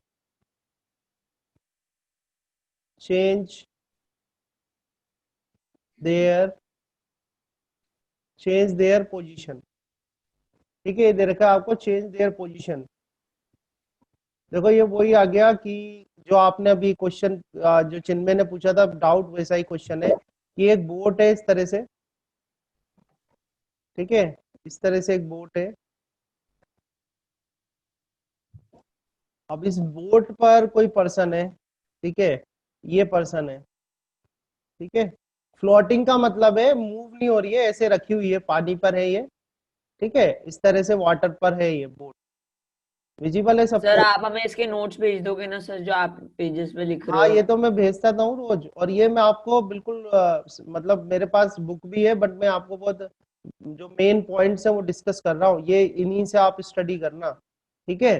तो देखो क्वेश्चन समझने की कोशिश करो, मैं ध्यान से देखना बेटा, है ना, और आंसर सब लोग करना। एक बोट है इस तरह से, ये बोट है, ठीक है। अब ये बोट में इस तरह से है, फ्लोट कर रही है पानी के ऊपर, फ्लोट कर रही है मतलब ये रखी हुई है ऐसे पानी पर, ऐसे रखी हुई है। अगर ये पर्सन इस तरफ मूव करता है, अगर ये पर्सन इस तरफ मूव करता है, तो आपको क्या लगता है बोट किस तरफ जाएगी? राइट साइड जाएगी, लेफ्ट साइड जाएगी? Left side. लेफ्ट साइड जाएगी, लगता लेफ्ट है? साइड फील होता जाएगी। है नहीं होता ऐसा? क्यों होगा ऐसा? यस सर, किस फोर्स की वजह से बिकॉज होगा? Of friction. Friction force. Because of friction. Friction very force. Good. अब जो ये न्यूटन्स थर्ड क्वेश्चन लॉ। अभी जो चिन्मय ने क्वेश्चन करा था ना, बिल्कुल देखो उसका आंसर मिल रहा है आपको। अभी मैंने कोई सिस्टम नहीं माना है इसके अंदर, मैं पर्सन जो है, पर्सन का मोशन स्टडी कर रहा हूँ सेपरेटली। तो पर्सन अगर इस साइड जाता है तो बोट फ्रिक्शन फोर्स लगेगा इधर, और फ्रिक्शन फोर्स लगने की वजह से जो ये आपकी बोट है वो कहाँ जाएगी? बैकवर्ड डायरेक्शन में जाएगी। बैकवर्ड ठीक है? डायरेक्शन में जाएगी सर। अब अगर क्या करें अपन इसके अंदर, अगर ये माना जाए कि इसको एक सिस्टम बना ले अपन, सर विद इंक्लूडिंग फ्रिक्शन और एक्सक्लूडिंग फ्रिक्शन? नहीं, अब तो बोट भी इसके अंदर ही आ गई ना, अब तो पूरा एक सिस्टम हो गया ये, बोट और Yes, आदमी sir. सब एक हो गए, ठीक है। तो अब इस केस Yes, में sir. जब ध्यान रखना, जब आपने इसको पूरे को एक सिस्टम मान लिया, ठीक है, तो जब आप इस पूरे को एक सिस्टम मान लोगे तो इस पे एक्सटर्नल फोर्स कितना होगा बोलो? जीरो। जीरो सर होगा। जीरो समझ में होगा। आया? जीरो। वैसे अगर आप खाली पर्सन को स्टडी करते या खाली बोट को स्टडी करते तो ये एक्सटर्नल फोर्स हो जाता, पर अभी अगर आपने पर्सन और मेन को एक सिस्टम मान लिया, हम क्या करेंगे, इनको एक सिस्टम मान के इनका सेंटर ऑफ मास देखेंगे। तो अगर आपने इनको एक सिस्टम मान लिया, दो पार्टिकल वाली बात हो गई ये भी, तो इसमें जो सेंटर ऑफ मास की पोजीशन है वो चेंज होगी कि नहीं होगी? बोलो। सर नहीं होगी। नहीं होगी, ठीक सर है। तो क्या लिखना है आपको? Does not change. अच्छा, मोमेंटम क्या होगा? कंजर्व होगा कि नहीं होगा? कंजर्व होगा। कंजर्व होगा, ठीक तो है। ये भी कंजर्व सर हमेशा एक रहेगा। सिस्टम में एक्सटर्नल फोर्स जीरो होती है। नहीं, अभी तो मैं एक कैटेगरी डिस्कस कर रहा हूँ, तीन कैटेगरी है इसकी, अभी तो अपन फर्स्ट कैटेगरी डिस्कस कर रहे हैं, धीरे धीरे अपन आगे और डिस्कस करते जाएंगे। पर इसमें मोस्टली आपको जो क्वेश्चन मिलेंगे ना, मोस्टली क्वेश्चन ऐसे होंगे जिन पर मोमेंटम कंजर्वेशन लॉ लग रहा होगा। एक्चुअली प्रॉब्लम जो है वो सिंप्लीफाई हो जाती है इससे। अपन पूरा एक सिस्टम मान के एक्सटर्नल फोर्स जीरो कर देते हैं, फिर मोमेंटम कंजर्वेशन लगाते हैं, अपना आंसर बन जाता है उससे, ठीक है। तो ये समझ में आया ये वाला एग्जाम्पल? ठीक है ना। तो इसलिए मैं सारे ये चीजें ले रहा हूँ, थियोरेटिकल है फिर भी मैं डिस्कस कर रहा हूँ इसको, ठीक है। कितने डिस्कस हो गए? 3 हो गए। डी वाला पॉइंट लेता हूं मैं। डी में दिया हुआ है objects initially at rest if moving under mutual forces, ठीक है। ये एक नेक्स्ट एग्जांपल है कि ऑब्जेक्ट इनिशियली, सही स्पेलिंग लिखी, ठीक है। ऑब्जेक्ट, तो थोड़ा टाइम जरूर लगेगा मुझे लिखने में, बट आपको सही समझ में आएगा। तो object initially at sir rest, लेकिन इससे टाइपिंग आपकी फास्ट हो रही होगी ना सर? मतलब आप क्या सर इसको क्या ऐसे वो मार्क करते हो, पेन चलाते हो आपके बोर्ड पे, या ऐसे वो पेन से लिखते जैसे सर हो? आप माउस पेन से कर टाइप? रहे हो माउस से कर रहे हो? पेन से, हाँ माउस सर, से वो तो इतनी तेज। पॉसिबिलिटी नहीं है। सर पर राइटिंग सर आपकी अच्छी है, सर अच्छी पर है जैसी नहीं? बोर्ड में आती है वैसे नहीं है। उतनी अच्छी नहीं है ना। तो मूविंग अंडर, सर लेकिन बहुत माउस से मतलब बहुत टाइम लगता है सर। हाँ, माउस से नहीं हो सकता, म्यूचुअल फोर्सेस। ठीक है, अब हम एक बात कर रहे हैं कि ध्यान से देखना आप यहाँ पर, कि मान लो कि एक चार्ज है, चार्ज इलेक्ट्रोस्टैटिक, आप जानते हो कि पॉजिटिव चार्ज नेगेटिव चार्ज को अट्रैक्ट करता है कि रिपल करता है? पॉजिटिव चार्ज नेगेटिव चार्ज को अट्रैक्ट करता है, attract पता है ना आपको? ठीक है, हाँ ठीक है। तो ये प्लस क्यू चार्ज है, ये माइनस क्यू चार्ज है। ठीक है, तो इनको मैंने कनेक्ट कर दिया। तो अगर मैं Conservation आपसे law of कहूं कि momentum। प्लस क्यू वाला जो चार्ज है वो माइनस क्यू वाले चार्ज पर कैसा फोर्स लगाएगा? अट्रैक्शन का force, attraction Yes, attraction attraction का फोर्स लगाएगा। Attraction force. ठीक है, तो अट्रैक्शन का फोर्स लगाएगा, तो मान लो ये फोर्स तो कौन लगा रहा है? F1 लगा रहा है 2 पर। ठीक है, और ये जो माइनस वाला ये भी अट्रैक्ट करेगा कि प्लस वाले को? Yes sir. सर ये भी करेगा। अट्रैक्ट करेगा क्या? करेगा यस सर। अगर स्टडी की जाए तो ये भी इसको अट्रैक्ट करेगा। तो मतलब कि ये आपका कह सकता हूँ कि 2 वाला फोर्स लगा रहा है 1 पे। ठीक है, एक तो ये बात हुई। दूसरा, चलो एक एग्जांपल और लेता हूं मैं कि एक हमने ले लिया सन, एक प्लेनेट ले लिया, सन ले लेता हूँ एक प्लेनेट, और एक प्लेनेट ले लेता हूँ 1। ठीक है, ये इनके कनेक्ट कर दी लाइन अपन ने, तो इसको 1 कर देता हूँ, इसको 2 कर देता हूँ। तो सन जो है, जो अर्थ है, उस पर कौन सा फोर्स लगाता है? उस फोर्स को बोलते क्या है अपन? बोलो। Gravitational force. Gravitational force. Gravitational force हमेशा जो है अट्रैक्शन का ही होता है। तो ये 1-2 वेक्टर लिख सकता हूं मैं। इसी तरह से Yes, जो sir. सन है, सन को भी अर्थ अट्रैक्ट करेगी। ठीक है, इसको मैं लिख सकता तो हूँ F21 वेक्टर फोर्स लिख सकता टू हूँ। वन। ठीक है, अब वापस से हमको यहाँ पर वही चेक करना है। क्या चेक करना है? हमको चेक करना है, जैसे ये एक सिस्टम है, ये एक सिस्टम है। ठीक है, ये ऊपर वाला एक सिस्टम है। 2 एग्जांपल दे रहा हूँ इसमें मैं, जैसे नीचे वाला एक सिस्टम है। इन दोनों ही सिस्टम में एक्सटर्नल फोर्स 0 हो रहा है कि नहीं हो रहा? हो रहा है सर। एक्सटर्नल ठीक Yes, है, sir, हो रहा है। आपने यहाँ लिखा था जीरो कि सर। म्यूचुअल फोर्सेस, यहाँ आपने क्या वर्ड लिखा है? Mutual forces. म्यूचुअल फोर्सेस मतलब वो दोनों एक दूसरे पे लगा रहे हैं, जैसे कि इलेक्ट्रोस्टैटिक फोर्स हो गया, जैसे कि ग्रेविटेशनल फोर्स हो गया। तो ये सब क्या है? म्यूचुअल फोर्सेस है। तो किसी भी सिस्टम में अगर इस तरह से म्यूचुअल फोर्सेस लग रहे हैं तो वो एक्चुअली इंटरनल फोर्सेस की तरह होंगे। ठीक है ना? तो ये जैसे F21 वेक्टर और ये F12 वेक्टर है, यहाँ पर ये क्या होंगे? एक तरह के म्यूचुअल फोर्सेस है। तो एक्सटर्नल फोर्स क्या है? इसमें 0 है, और एक्सटर्नल फोर्स 0 है, तो position of centre of mass change होगी कि नहीं होगी? बोलो। सर नहीं होगी। नहीं होगी। ठीक है, और इनिशियल मोमेंटम जो है वो किसके बराबर होगा? Sir final momentum. Final momentum के बराबर। तो ये सारे एग्जांपल समझ में आए आपको? सर ठीक एक है, और बार रिपीट कर दीजिए, Yes, आपने भी क्या बोला? ये एफ एक्सटर्नल फोर्स एकदम इसमें ही ऐसे लिखा हुआ, अंडरनेट। यानी इस पॉइंट में हम डिस्कस कर रहे हैं कि कोई ऑब्जेक्ट जो है इनिशियली रेस्ट में है, पर मोशन वो कर रहा है because of under the mutual forces. Mutual forces उनके बीच में लग रहे हैं, उसकी वजह से अगर मान लो वो मोशन करता है। ठीक है, जैसे कि इलेक्ट्रोस्टैटिक फोर्स हुआ, ग्रेविटेशनल फोर्स हुआ, तो ये एक तरह के इंटरनल फोर्सेस है। तो एक्सटर्नल फोर्स इसमें 0 है। तो एक्सटर्नल फोर्स हमने क्या स्टडी करा? अगर एक्सटर्नल फोर्स 0 है तो सेंटर ऑफ मास की पोजीशन क्या होगी? चेंज नहीं होगी, डज नॉट चेंज। ठीक है, position of centre of mass does not change. और इससे हम एक और चीज क्या लिखते आ रहे हैं कि इनिशियल मोमेंटम जो होगा फाइनल मोमेंटम के बराबर होगा। ठीक है, समझ में आई यहाँ तक बात? हो गया? Sir Yes. आपने इतने सारे एग्जांपल दिया, आप मतलब इतने में यही समझाना चाह रहे हो ना कि मतलब जब हाँ, एक्सटर्नल फोर्स मैं 0 यही होगा तो समझाना, फाइनल और मैं इनिशियल आपको यही मोमेंटम समझाना कंजर्व चाह रहा होगा। हूँ। मैं आपको ये समझाना चाह रहा हूँ कि अगर मान लो कोई बॉडी रेस्ट में है, तो बॉडी रेस्ट में है तो उसका एक्सेलर, यानी बॉडी मतलब बात कर रहे हैं सेंटर ऑफ मास की। ठीक है, उनका सेंटर ऑफ मास जो होगा, हम सेंटर ऑफ मास का पता लगाना चाहते हैं कि सेंटर ऑफ मास की पोजीशन क्या होगी अगर कोई बॉडी मोशन में आती है या रेस्ट में है। तो मान लो कोई बॉडी जो है उसका एक्सटर्नल फोर्स 0 है, तो एक्सटर्नल फोर्स जो 0 है, देखो मैं लिखता हूँ कि जो एक्सटर्नल फोर्स है, एक्सटर्नल फोर्स 0 है, तो एक्सटर्नल फोर्स 0 दो केस में हो सकता है। एक तो हो सकता है कि बॉडी आपकी रेस्ट में हो, रेस्ट में है तो एक्सेलरेशन जो होगा, एक्सेलरेशन जो होगा वो 0 हो जाएगा, और वेलोसिटी भी जो होगी वो भी 0 हो जाएगी। एक केस तो ये हो सकता है जो अपन ने अभी डिस्कस करा है।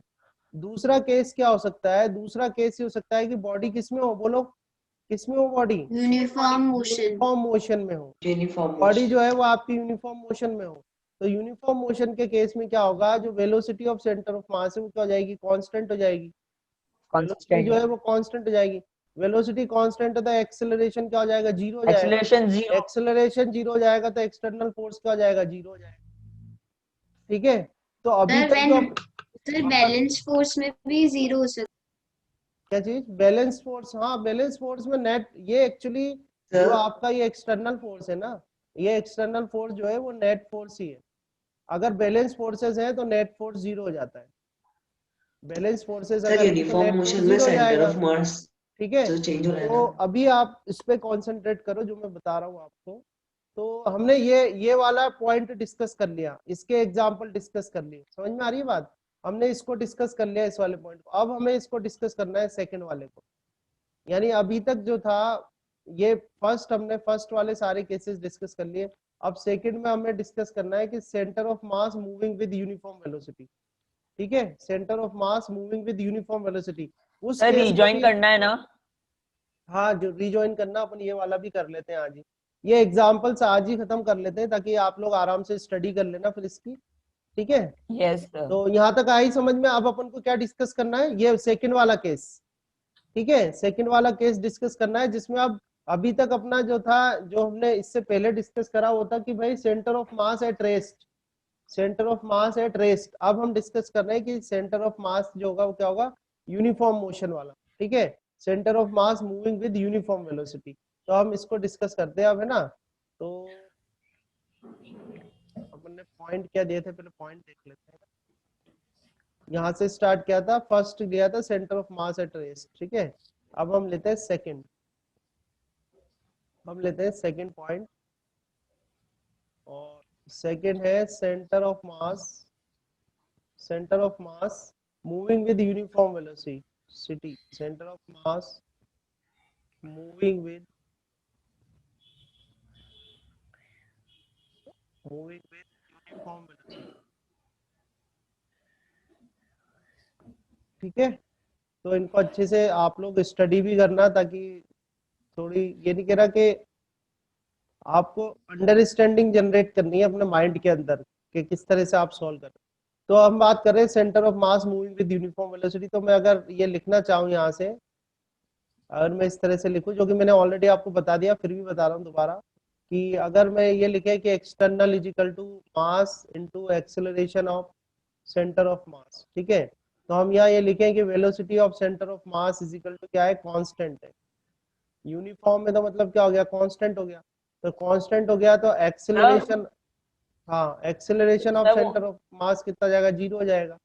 और यहाँ से एक्सटर्नल फोर्स भी फिर क्या हो जाएगा आपका? जीरो हो जाएगा। और एक्सटर्नल फोर्स, एक मिनट रुक जाओ, अगर एक्सटर्नल फोर्स जीरो है तो इनिशियल मोमेंटम जो होता है वो फाइनल मोमेंटम के बराबर होता है। तो ये आपको जो है ये पॉइंट्स ध्यान रखने हैं। जैसे आप अपन जो भी क्वेश्चन एग्जांपल डिस्कस करेंगे उसके अंदर ये चीज आपको ध्यान रखनी है। ठीक है, हाँ बोलो अर्जुन, में क्या पूछ रहे हो बताओ। सर वो सर ये तो फिर वो सेम ही केस हो जाएगा ना सर, जब इधर एक्सटर्नल फोर्स जीरो है तो सर वो तो एट रेस्ट और एट यूनिफॉर्म वेलोसिटी तो बात सेम हो जाएगी ना सर? हाँ, देख लेते हैं ना, एग्जांपल डिस्कस कर लेते हैं ना, एक बार एग्जांपल देख लेते हैं ना। जैसे आपको दे रखा a man jumping from cart of बगी। ठीक है, ये दे रखा man jumping from cart, okay, jumping from cart of बगी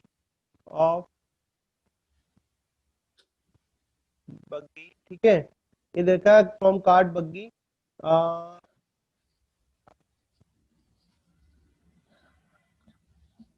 तो इसमें आपको बताना है कि सेंटर ऑफ मास का क्या होगा। तो सबसे पहले मान लो एक बग्गी बना लेते हैं अपन।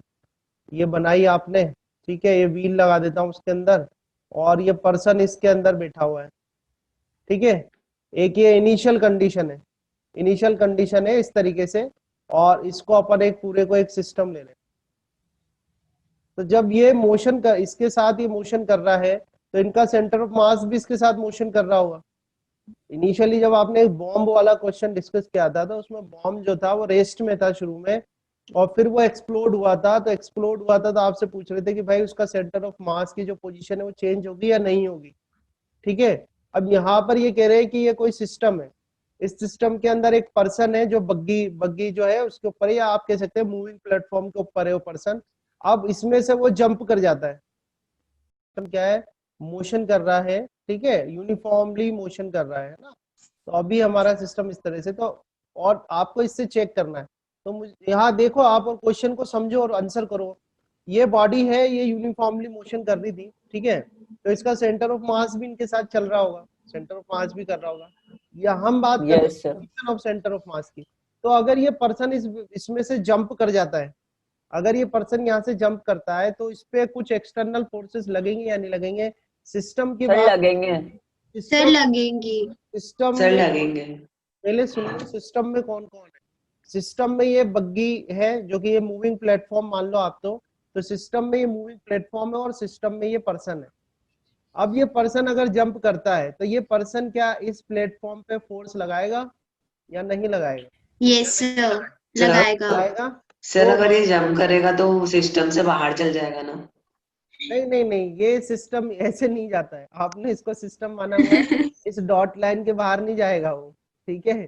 तो थिंकिंग आपकी उस तरह से रखना कि ये डॉटेड लाइन है, इससे बाहर नहीं जाएगा। हाँ वो इससे अलग हो सकता है, इस प्लेटफॉर्म से अलग होता है।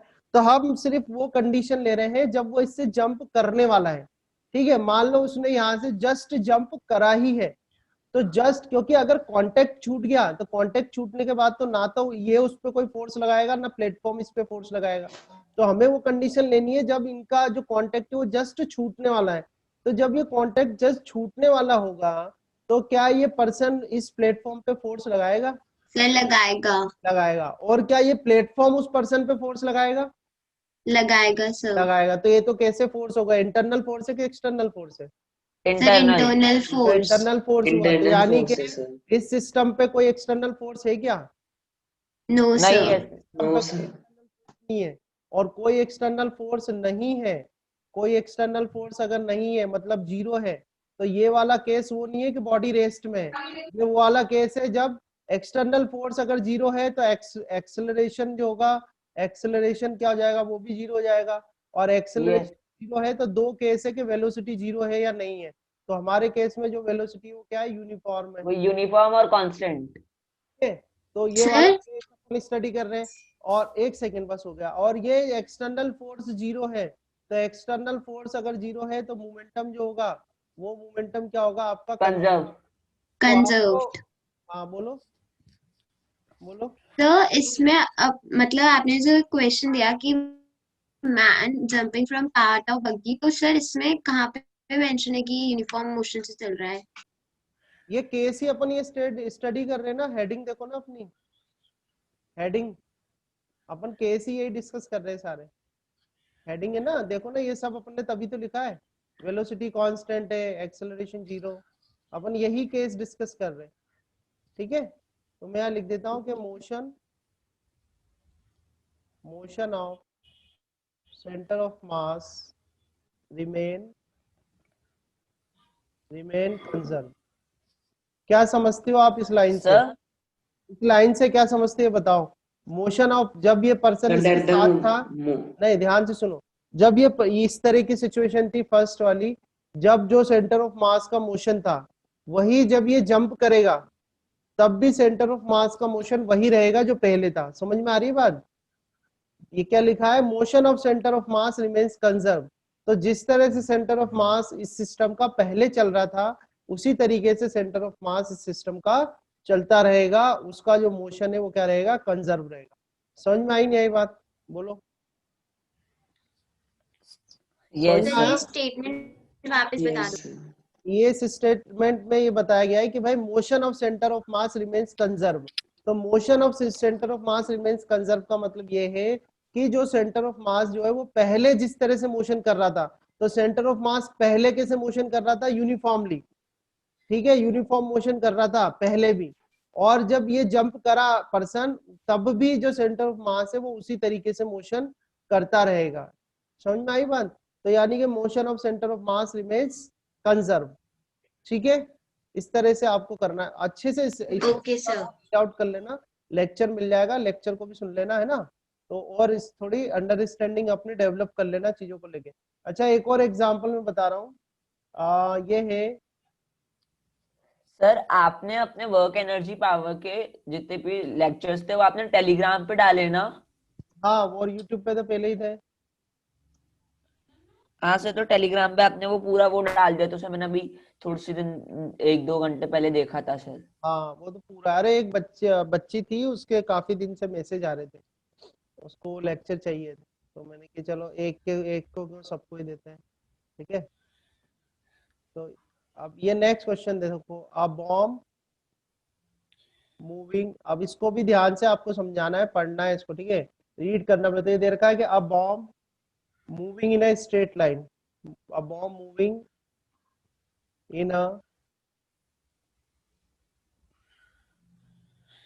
straight line, moving in a straight line, suddenly explodes, ठीक है, suddenly explode, है ना, into various smaller fragments, ठीक है, suddenly explodes, uh, and fragments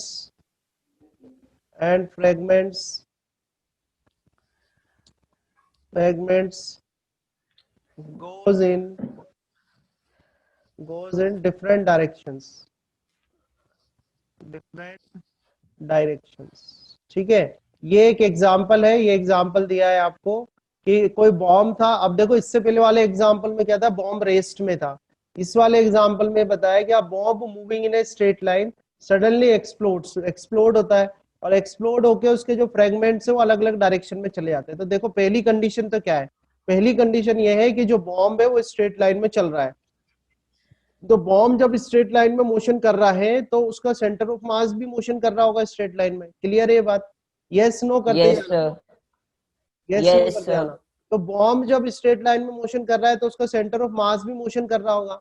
अभी आपसे क्वेश्चन कर रहा है कि जब बॉम्ब एक्सप्लोड होता है तो क्या जो सेंटर ऑफ मास का जो मोशन है वो कंजर्व रहेगा, या उसका जो मोशन है वो चेंज हो जाएगा। चेंज होना मतलब ये होता है कि मान लो कि जो सेंटर ऑफ मास है वो डीएक्सेलरेट हो कंजर्व जाएगा, रहेगा। सेंटर ऑफ मास एक्सेलरेट हो जाएगा, या centre of sir mass, conserve रहेगा।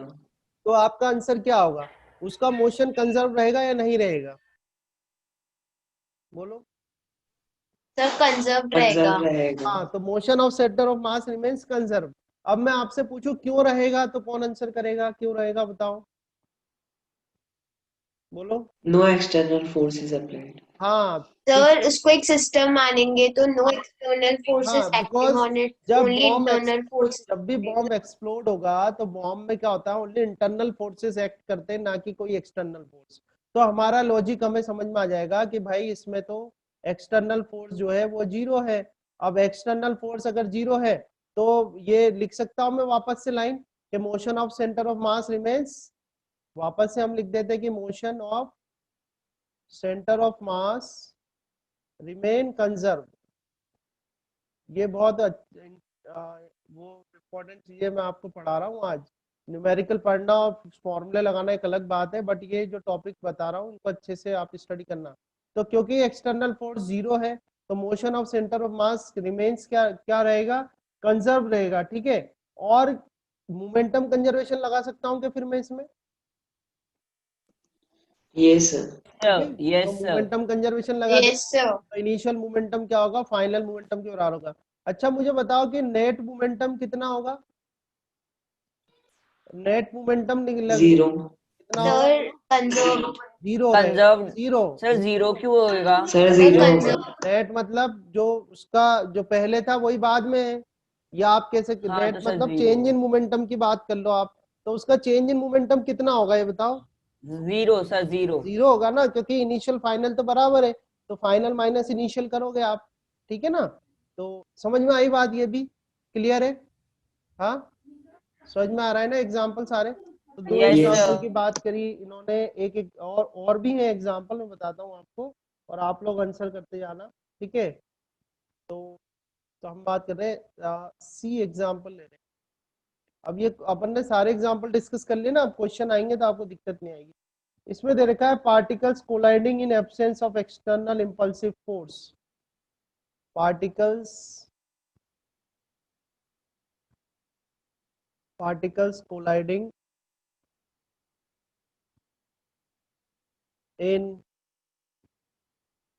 absence of external force।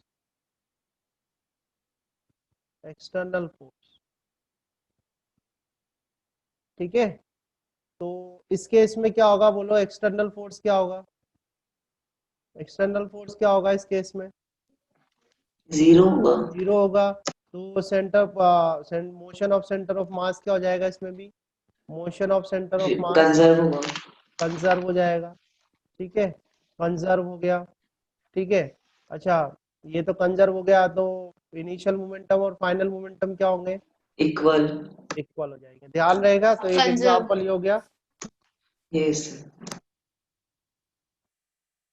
ठीक है, एक एग्जांपल और ले लेते हैं, इन्होंने दिया हुआ है वो भी ले लेते हैं। कि इसमें दिया हुआ है कि ध्यान से देखना, एक तरह के क्वेश्चन की तरह ही है ये। एक फ्रिक्शनलेस फ्लोर है और उस फ्रिक्शनलेस फ्लोर पर 2 ब्लॉक रखे हुए हैं।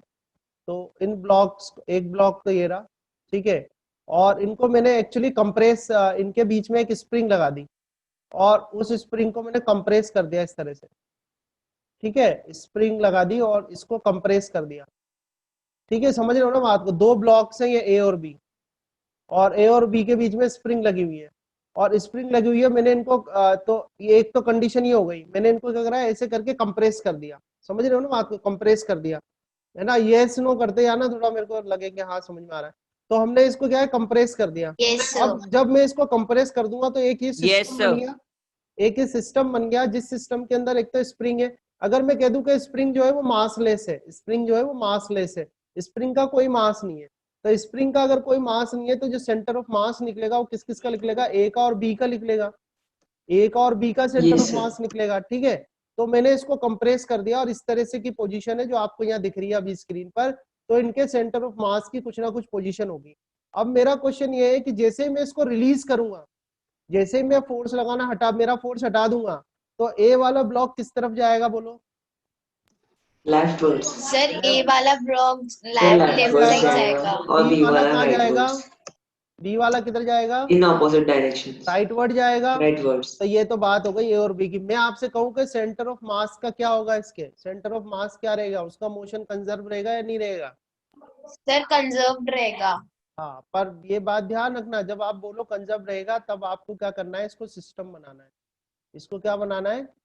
सिस्टम बनाना है। जब आप इसको सिस्टम बना लोगे तब इसमें जो एक्सटर्नल फोर्स है वो कितने हो जाएंगे? एक्सटर्नल फोर्स क्या हो जाएगा इस केस में?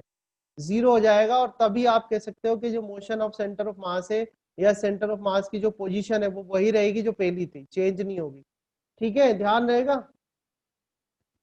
सर हाँ, सर सिर्फ इसमें इतना दिया होगा कि ए और बी कनेक्टेड है स्प्रिंग से और वो उनको अलग पुश किया क्वेश्चन हो गया है, जाएगा फिर। तो अभी फिर हम वो एक्चुअली कंजर्व वो नहीं होगा अलग, ना। इससे जैसे फिर वो क्वेश्चन बन जाएगा न्यूटन्स लॉज ऑफ मोशन का। इससे पहले जो चैप्टर पढ़ के आए ना पर न्यूटन्स लॉज ऑफ मोशन, उसका क्वेश्चन बन यस जाएगा ये। अभी ये क्या है, सेंटर ऑफ मास के अकॉर्डिंग स्टडी कर रहे हैं। ठीक है ना, तो ये हो गया यहाँ पर। ठीक है, या फिर ये समझ में आ गया आपको? अब तीसरा, तो 2 पॉइंट हमने डिस्कस कर लिए। दोनों में क्या था कि एक में तो बॉडी रेस्ट में थी तो एक्सेलरेशन 0 था, दूसरे में बॉडी यूनिफॉर्म मोशन में थी, यानी जो सिस्टम था वो यूनिफॉर्म मोशन में था तो एक्सेलरेशन 0 था। अब हम बात करते हैं कि अगर एक्सेलरेशन है तो क्या होगा। ठीक है, अब हम थर्ड बात करते हैं। थर्ड पॉइंट लेता हूं मैं इसका, जो आप सोच भी रहोगे कि सर थर्ड पॉइंट भी लेना चाहिए इसमें, तो हम अब लेते हैं थर्ड पॉइंट इसका। ठीक है, थर्ड में हम कहेंगे कि centre of mass moving with acceleration. Centre of mass moving with acceleration.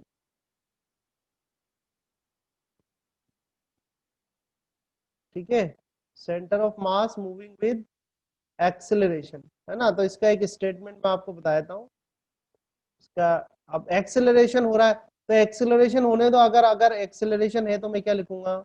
F external force is equal to capital M acceleration of centre of मास। यही लिखा जाएगा ना इक्वेशन। अगर बॉडी है, बॉडी का एक्सेलरेशन है, तो फोर्स जो है एक्सटर्नल फोर्स लिखूंगा सेंटर ऑफ मास के लिए, तो वो कितना आ जाएगा, कैपिटल एम, यानी मास Yes, का sir. सिस्टम का मास और उसका acceleration of centre of mass आ जाएगा। तो यहाँ से मैं अगर मुझे एक्सटर्नल फोर्स दिया होगा तो मैं यहाँ से एक्सेलरेशन ऑफ सेंटर ऑफ मास निकाल सकता हूँ। Acceleration of centre of mass कितना आ जाएगा, एक्सटर्नल फोर्स आ जाएगा और डिवाइड बाय क्या आएगा, कैपिटल एम आ जाएगा। तो ये फॉर्मूला हम लगा देंगे, ठीक है। तो इसमें एक स्टेटमेंट है, तो ये स्टेटमेंट आपको ध्यान रखना है ना, मैं नोट डाउन कर देता हूँ इस स्टेटमेंट को। यह है कि if an external force is present, if an external if an external force is present, if an external force is present, then center of mass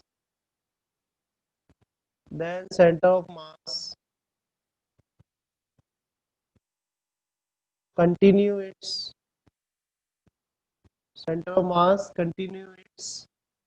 original motion,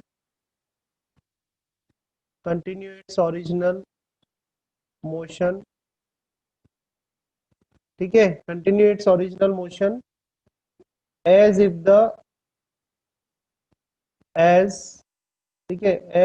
external force is acting on it, as if the external force acting on it, okay, acting on it irrespective of internal forces, irrespective of internal force, ठीक है। ये statement है, इसको आपको ध्यान रखना है। तो स्टेटमेंट समझने में हेल्प करता हूं, मैं बताता हूं आपको, ठीक है। सबसे पहले तो लास्ट वाली लाइन ले लो आप। लास्ट वाली लाइन लिखा हुआ है, अभी तक हम पढ़ते आ रहे हैं इंटरनल फोर्सेस के बारे में, ठीक है। अभी तक हम पढ़ते आ रहे हैं इंटरनल फोर्सेस के बारे में कि भाई इंटरनल फोर्सेस थे इसलिए एक्सटर्नल फोर्स 0 था। तो पहले सबसे पहले तो लास्ट लाइन ले लो कि भाई कोई भी इंटरनल फोर्सेस लग रहा हो, इंटरनल फोर्सेस का अभी जो हम मैकेनिक्स स्टडी कर रहे हैं, इंटरनल फोर्सेस का कोई रोल अभी है नहीं उसमें मोशन के अंदर। हम ये लेके चल रहे हैं कि जो एक्सेलरेट हो रहा है, बॉडी एक्सेलरेट हो रही है या डी एक्सेलरेट हो रही है, वो या सिस्टम एक्सेलरेट हो रहा है, डी एक्सेलरेट हो रहा है, तो किसके कारण हो रहा है, वो खाली एक्सटर्नल फोर्सेस के कारण हो रहा है, ठीक है। तो आपको ध्यान रखना है कि इंटरनल फोर्सेस से अभी कोई मतलब नहीं है, हम किसको देखेंगे, एक्सटर्नल फोर्सेस को। तो एक्सेलरेशन जो है वो किसकी वजह से आएगा, एक्सटर्नल फोर्सेस की वजह से आएगा।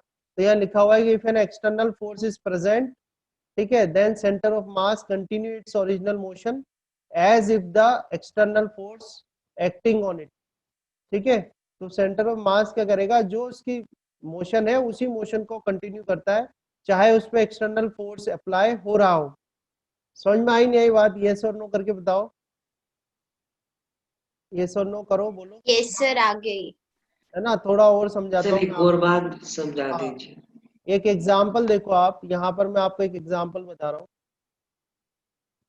ठीक है। एक एग्जाम्पल ले रहे हैं हम, और इसको हम एक्स एक्सिस ले लेते हैं, इसको हम वाई एक्सिस ले लेते हैं, ठीक है। मैं आपसे कहूँ कि एक बॉल है, उस बॉल को मैंने यहाँ से थ्रो करा, ठीक है। चिन्मय हो ना यही अभी, यस है ना बेटा। ये बताओ, एक बॉल है, एक बॉल यहाँ पर रखी हुई है, इस बॉल को किक करा तो बॉल कौन सा मोशन करेगी, कौन सा projectile motion motion, projectile projectile projectile motion होगा। किसी को कोई डाउट है क्या इसमें, किसी को कोई डाउट नहीं होगा, no I think, no sir, no doubt. हाँ, ये क्या करेगी, प्रोजेक्टाइल मोशन करेगी, ये प्रोजेक्टाइल मोशन हो गया। तो ये तो आपको समझ में आ गया, ठीक है। अब मैं बात कर रहा हूँ कि एक एक्स है, कुल्हाड़ी है इस तरीके की, ठीक है। यहाँ तो क्या था कि बॉडी में जो मास था ना वो इक्वली डिस्ट्रीब्यूटेड था, और जो सेंटर ऑफ मास इसका आ गया सेंटर में, ठीक है। चलो इस बॉल से एग्जांपल ले लेता हूँ, इस बॉल का समझाता हूँ पहले मैं। तो इस बॉल का सेंटर ऑफ मास कहाँ होगा, सेंटर में होगा। तो अगर ये बॉल मोशन में मान लो इस जगह पहुंच गई, ठीक है। अच्छा, जरूरी नहीं है, आपने देखा होगा कि मान लो, ध्यान से समझना बात को, क्योंकि ये तो अपना स्टडी करा हुआ पॉइंट है। अगर मैं कहूं कि इसका कोई पॉइंट इस जगह था, वो ए पॉइंट था, मैंने इस पे दो वो चिपका दिए मास, ठीक है, या अभी रहने देते हैं, हम तो 2 पॉइंट लेते हैं, एक पॉइंट ए यहाँ पर हो गया और एक पॉइंट बी यहाँ पर हो गया। तो जरूरी है हमेशा ए यहीं रहेगा और बी यहीं रहेगा, ऐसा कुछ है नो क्या? सर, ऐसा तो No, कोई जरूरी sir. नहीं है, हो सकता है इनकी पोजीशन चेंज हो। यस है या नहीं, सर, बोलो यस और नो, यस Yes. सर। है ना? तो मुझे बताओ कि, और ये जो रेड वाला डॉट दिख रहा है ना आपको, रेड वाला डॉट इसका सेंटर ऑफ मास है। मुझे बताओ कि जो सेंटर ऑफ मास है, क्या वो भी उसकी भी पोजीशन चेंज हो रही है क्या? नहीं सर, नहीं हो नो रही सर, है। नहीं हो रही है सर। है? Sir, देखो, नो सर, देखो नहीं आप, हो रही है। सेंटर ऑफ मास तो नहीं उधर ही होगी। है, सेंटर ऑफ मास की यस पोजीशन सर, चेंज हो रही है क्या, नहीं हो रही है, बताओ? नहीं हो रही है नो नहीं सर। हो रही सर। ना। अच्छा ये बताओ, सर ये लेकिन वो बॉल, ए और बी की तो चेंज होगी। हाँ वो तो हो सकती है, अपन यहाँ बात कर रहे हैं सेंटर ऑफ मास की, क्या सेंटर ऑफ मास की पोजीशन चेंज हो रही है या नहीं हो रही? अच्छा एक बात नहीं और हो रही। ध्यान से देखो, एक बात यहाँ देखो कि क्या इस बॉल पर एक्सटर्नल कोई फोर्स अप्लाई हो रहा है क्या? यस सर, हो यस रहा सर, है। Gravitational force and friction gravitational force. Force. Very good, very good, एकदम एग्जैक्ट आंसर करा है यार, वेरी गुड।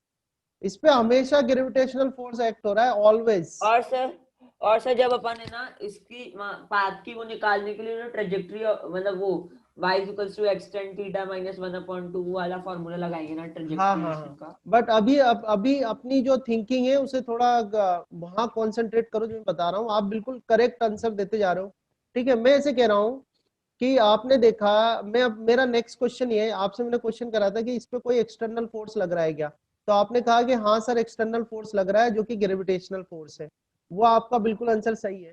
अब मेरा नेक्स्ट क्वेश्चन ये है कि एक्सटर्नल फोर्स लगने की वजह से सेंटर ऑफ मास का जो मोशन है, वो मोशन जिस पाथ पर हो रहा है, समझ रहे हो बात को, जो अपना स्टेटमेंट यहाँ लिखा है, यहाँ देखो, और it's original motion as if the external force acting on it, ठीक है, the center of mass continue its original motion।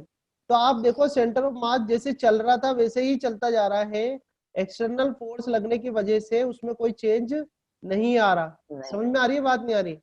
Yes sir. ठीक है, समझ यस में आ सर। रहा है ना? तो ये जो लाइन लिखी हुई है, इस लाइन को आप, इस लाइन का एक्सप्लेनेशन एक तो मैंने आपको ये दिया है, आई होप आपको समझ में आया होगा। और इसमें से ही मैं आपसे एक क्वेश्चन बनाने वाला हूँ, पूछने वाला हूँ। पहले आप मुझे बताओ कि इसमें कुछ पूछना है अभी आपको, ये नो स्टेटमेंट में से सर, कुछ नो पूछना है? प्रॉब्लम। आ गया, नो प्रॉब्लम। अब देखो, एक कुल्हाड़ी है, एक एक्स है, एक्स कुछ इस तरीके की होती है, ये एक्स है, ठीक है। मैं इस एक्स को थ्रो कर रहा हूँ, इस एक्स को मैंने यहाँ थ्रो करा, एक मिनट रुकना, मैं इधर अपन बना लेते हैं एक्सिस, ठीक है। ये हम इस एक्स को यहाँ से थ्रो करेंगे, ठीक है ना, अभी देखना आप,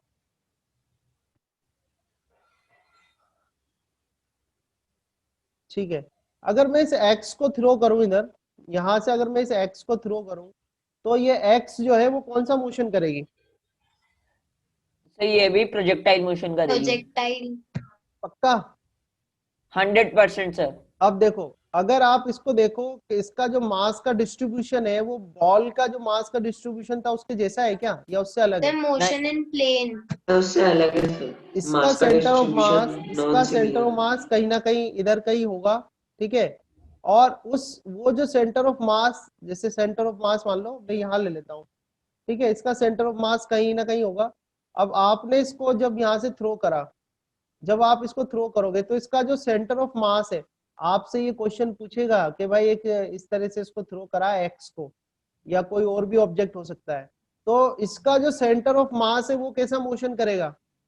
इसका sir centre of projectile mass, motion. इसका projectile centre motion. Of mass कैसा मोशन करेगा? Projectile motion. टू और सर ये जो इसका जो सेंटर ऑफ मास होगा वो टूवर्ड्स सरफेस की तरफ होगा ना एक सर? सेकंड, एक सेकंड बताता हूँ, एक वन बाय वन देखते जाना। जो इसका सेंटर ऑफ मास है वो तो कैसी मोशन करेगा? प्रोजेक्टाइल मोशन करेगा। और ये एक्स जो है वो कैसा मोशन करेगी? वो आपको नहीं लगता कि ये सेंटर ऑफ मास के अबाउट रोटेट होती जाएगी? जैसे पहले मैंने इस एक्स को इस तरह से फेंका, ये इस तरह से फेंका मैंने इस एक्स को, तो ये जैसे जैसे जाएगी ये क्या करती जाएगी?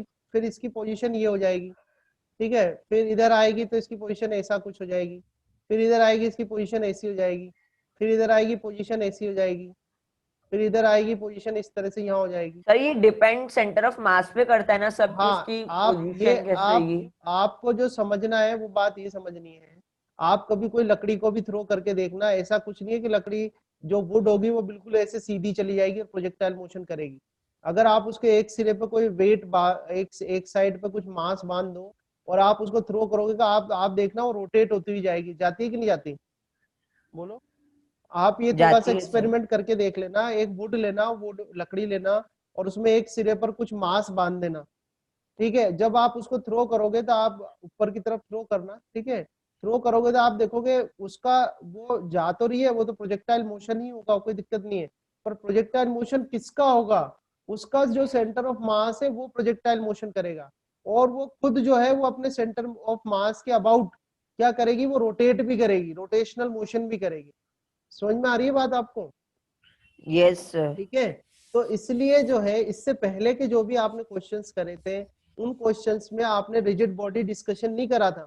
अभी हम रिजिड बॉडी डिस्कशन कर रहे हैं जिसमें कि पार्टिकल्स भी बॉडी के अंदर डिस्ट्रीब्यूटेड है। तो जब भी रिजिड बॉडी डिस्कशन आएगा तो रिजिड बॉडी का जब भी न्यूमेरिकल आएगा उसमें आपको सेंटर ऑफ मास लेके सॉल्यूशन करना है। क्या लेके सॉल्यूशन करना है? सेंटर ऑफ मास सेंटर लेके, ऑफ मास। ठीक है। और फिर Yes. उससे सॉल्यूशन आगे बनेगा, फिर अपन फिर क्वेश्चन तो करेंगे ही सही। तो ये पूरा डिस्कशन था, ठीक है, ये पूरा डिस्कशन था। अब इसके आगे अपन और देखेंगे, क्वेश्चंस और डिस्कस करेंगे। बट ये जो आज मैंने क्लास ली है इसको आप अच्छे से स्टडी कर लेना सर इसको तो ठीक है? एक दो बार और आप रिकॉर्डिंग भेज देना सर बस। हाँ, इसको आपको थोड़ी ऐसी चीजें हैं जो आपको अच्छे से सुननी पड़ेगी, समझनी पड़ेगी, है ना। तो आपको ये स्टडी करना है। और बताओ कोई क्वेश्चन हो, कुछ पूछना हो तो। No sir. ठीक है, ठीक है भाई। Harshit, Angel, yes sir. ठीक है ना बेटा? No, sir, no question. कुछ को हाँ नो तो कोई दिक्कत नहीं है। आप वैसे तो क्लियरिटी हो गई होगी। एक तो आपको फॉर्मूले पे फोकस्ड रहना है, फॉर्मूलेज मैंने आपको बताई दिए हैं, फॉर्मूले कैसे अप्लाई करने हैं, तो उसको लेके चलना और उससे ही एग्जाम्पल को समझने की कोशिश करना, ठीक है। तो ठीक है, Yes, sir. मोस्टली जो क्वेश्चन Thank you, मिलेंगे sir. आपको वो मोमेंटम कंजर्वेशन वाले ही मिलेंगे जिसके अंदर क्या होगा, एक्सटर्नल फोर्स जीरो होगा। तो यानी जो फर्स्ट और Yes, सेकंड sir. केस अपन ने पढ़ा है मोस्टली उसी के क्वेश्चन होते हैं। थर्ड केस के भी हो सकते हैं पर बहुत कम होते हैं, ज्यादातर क्वेश्चन फर्स्ट और सेकंड केस के ही हैं, ठीक है ना। ठीक है फिर, है ना। हाँ तो फिर यस नेक्स्ट सर। क्लास में करते हैं, Thank ये you, मैं sir. भी करता ओके हूँ सर, आपको। Thank you sir. Thank you sir. Okay बेटा, thank you all of you. Okay ना, थैंक यू।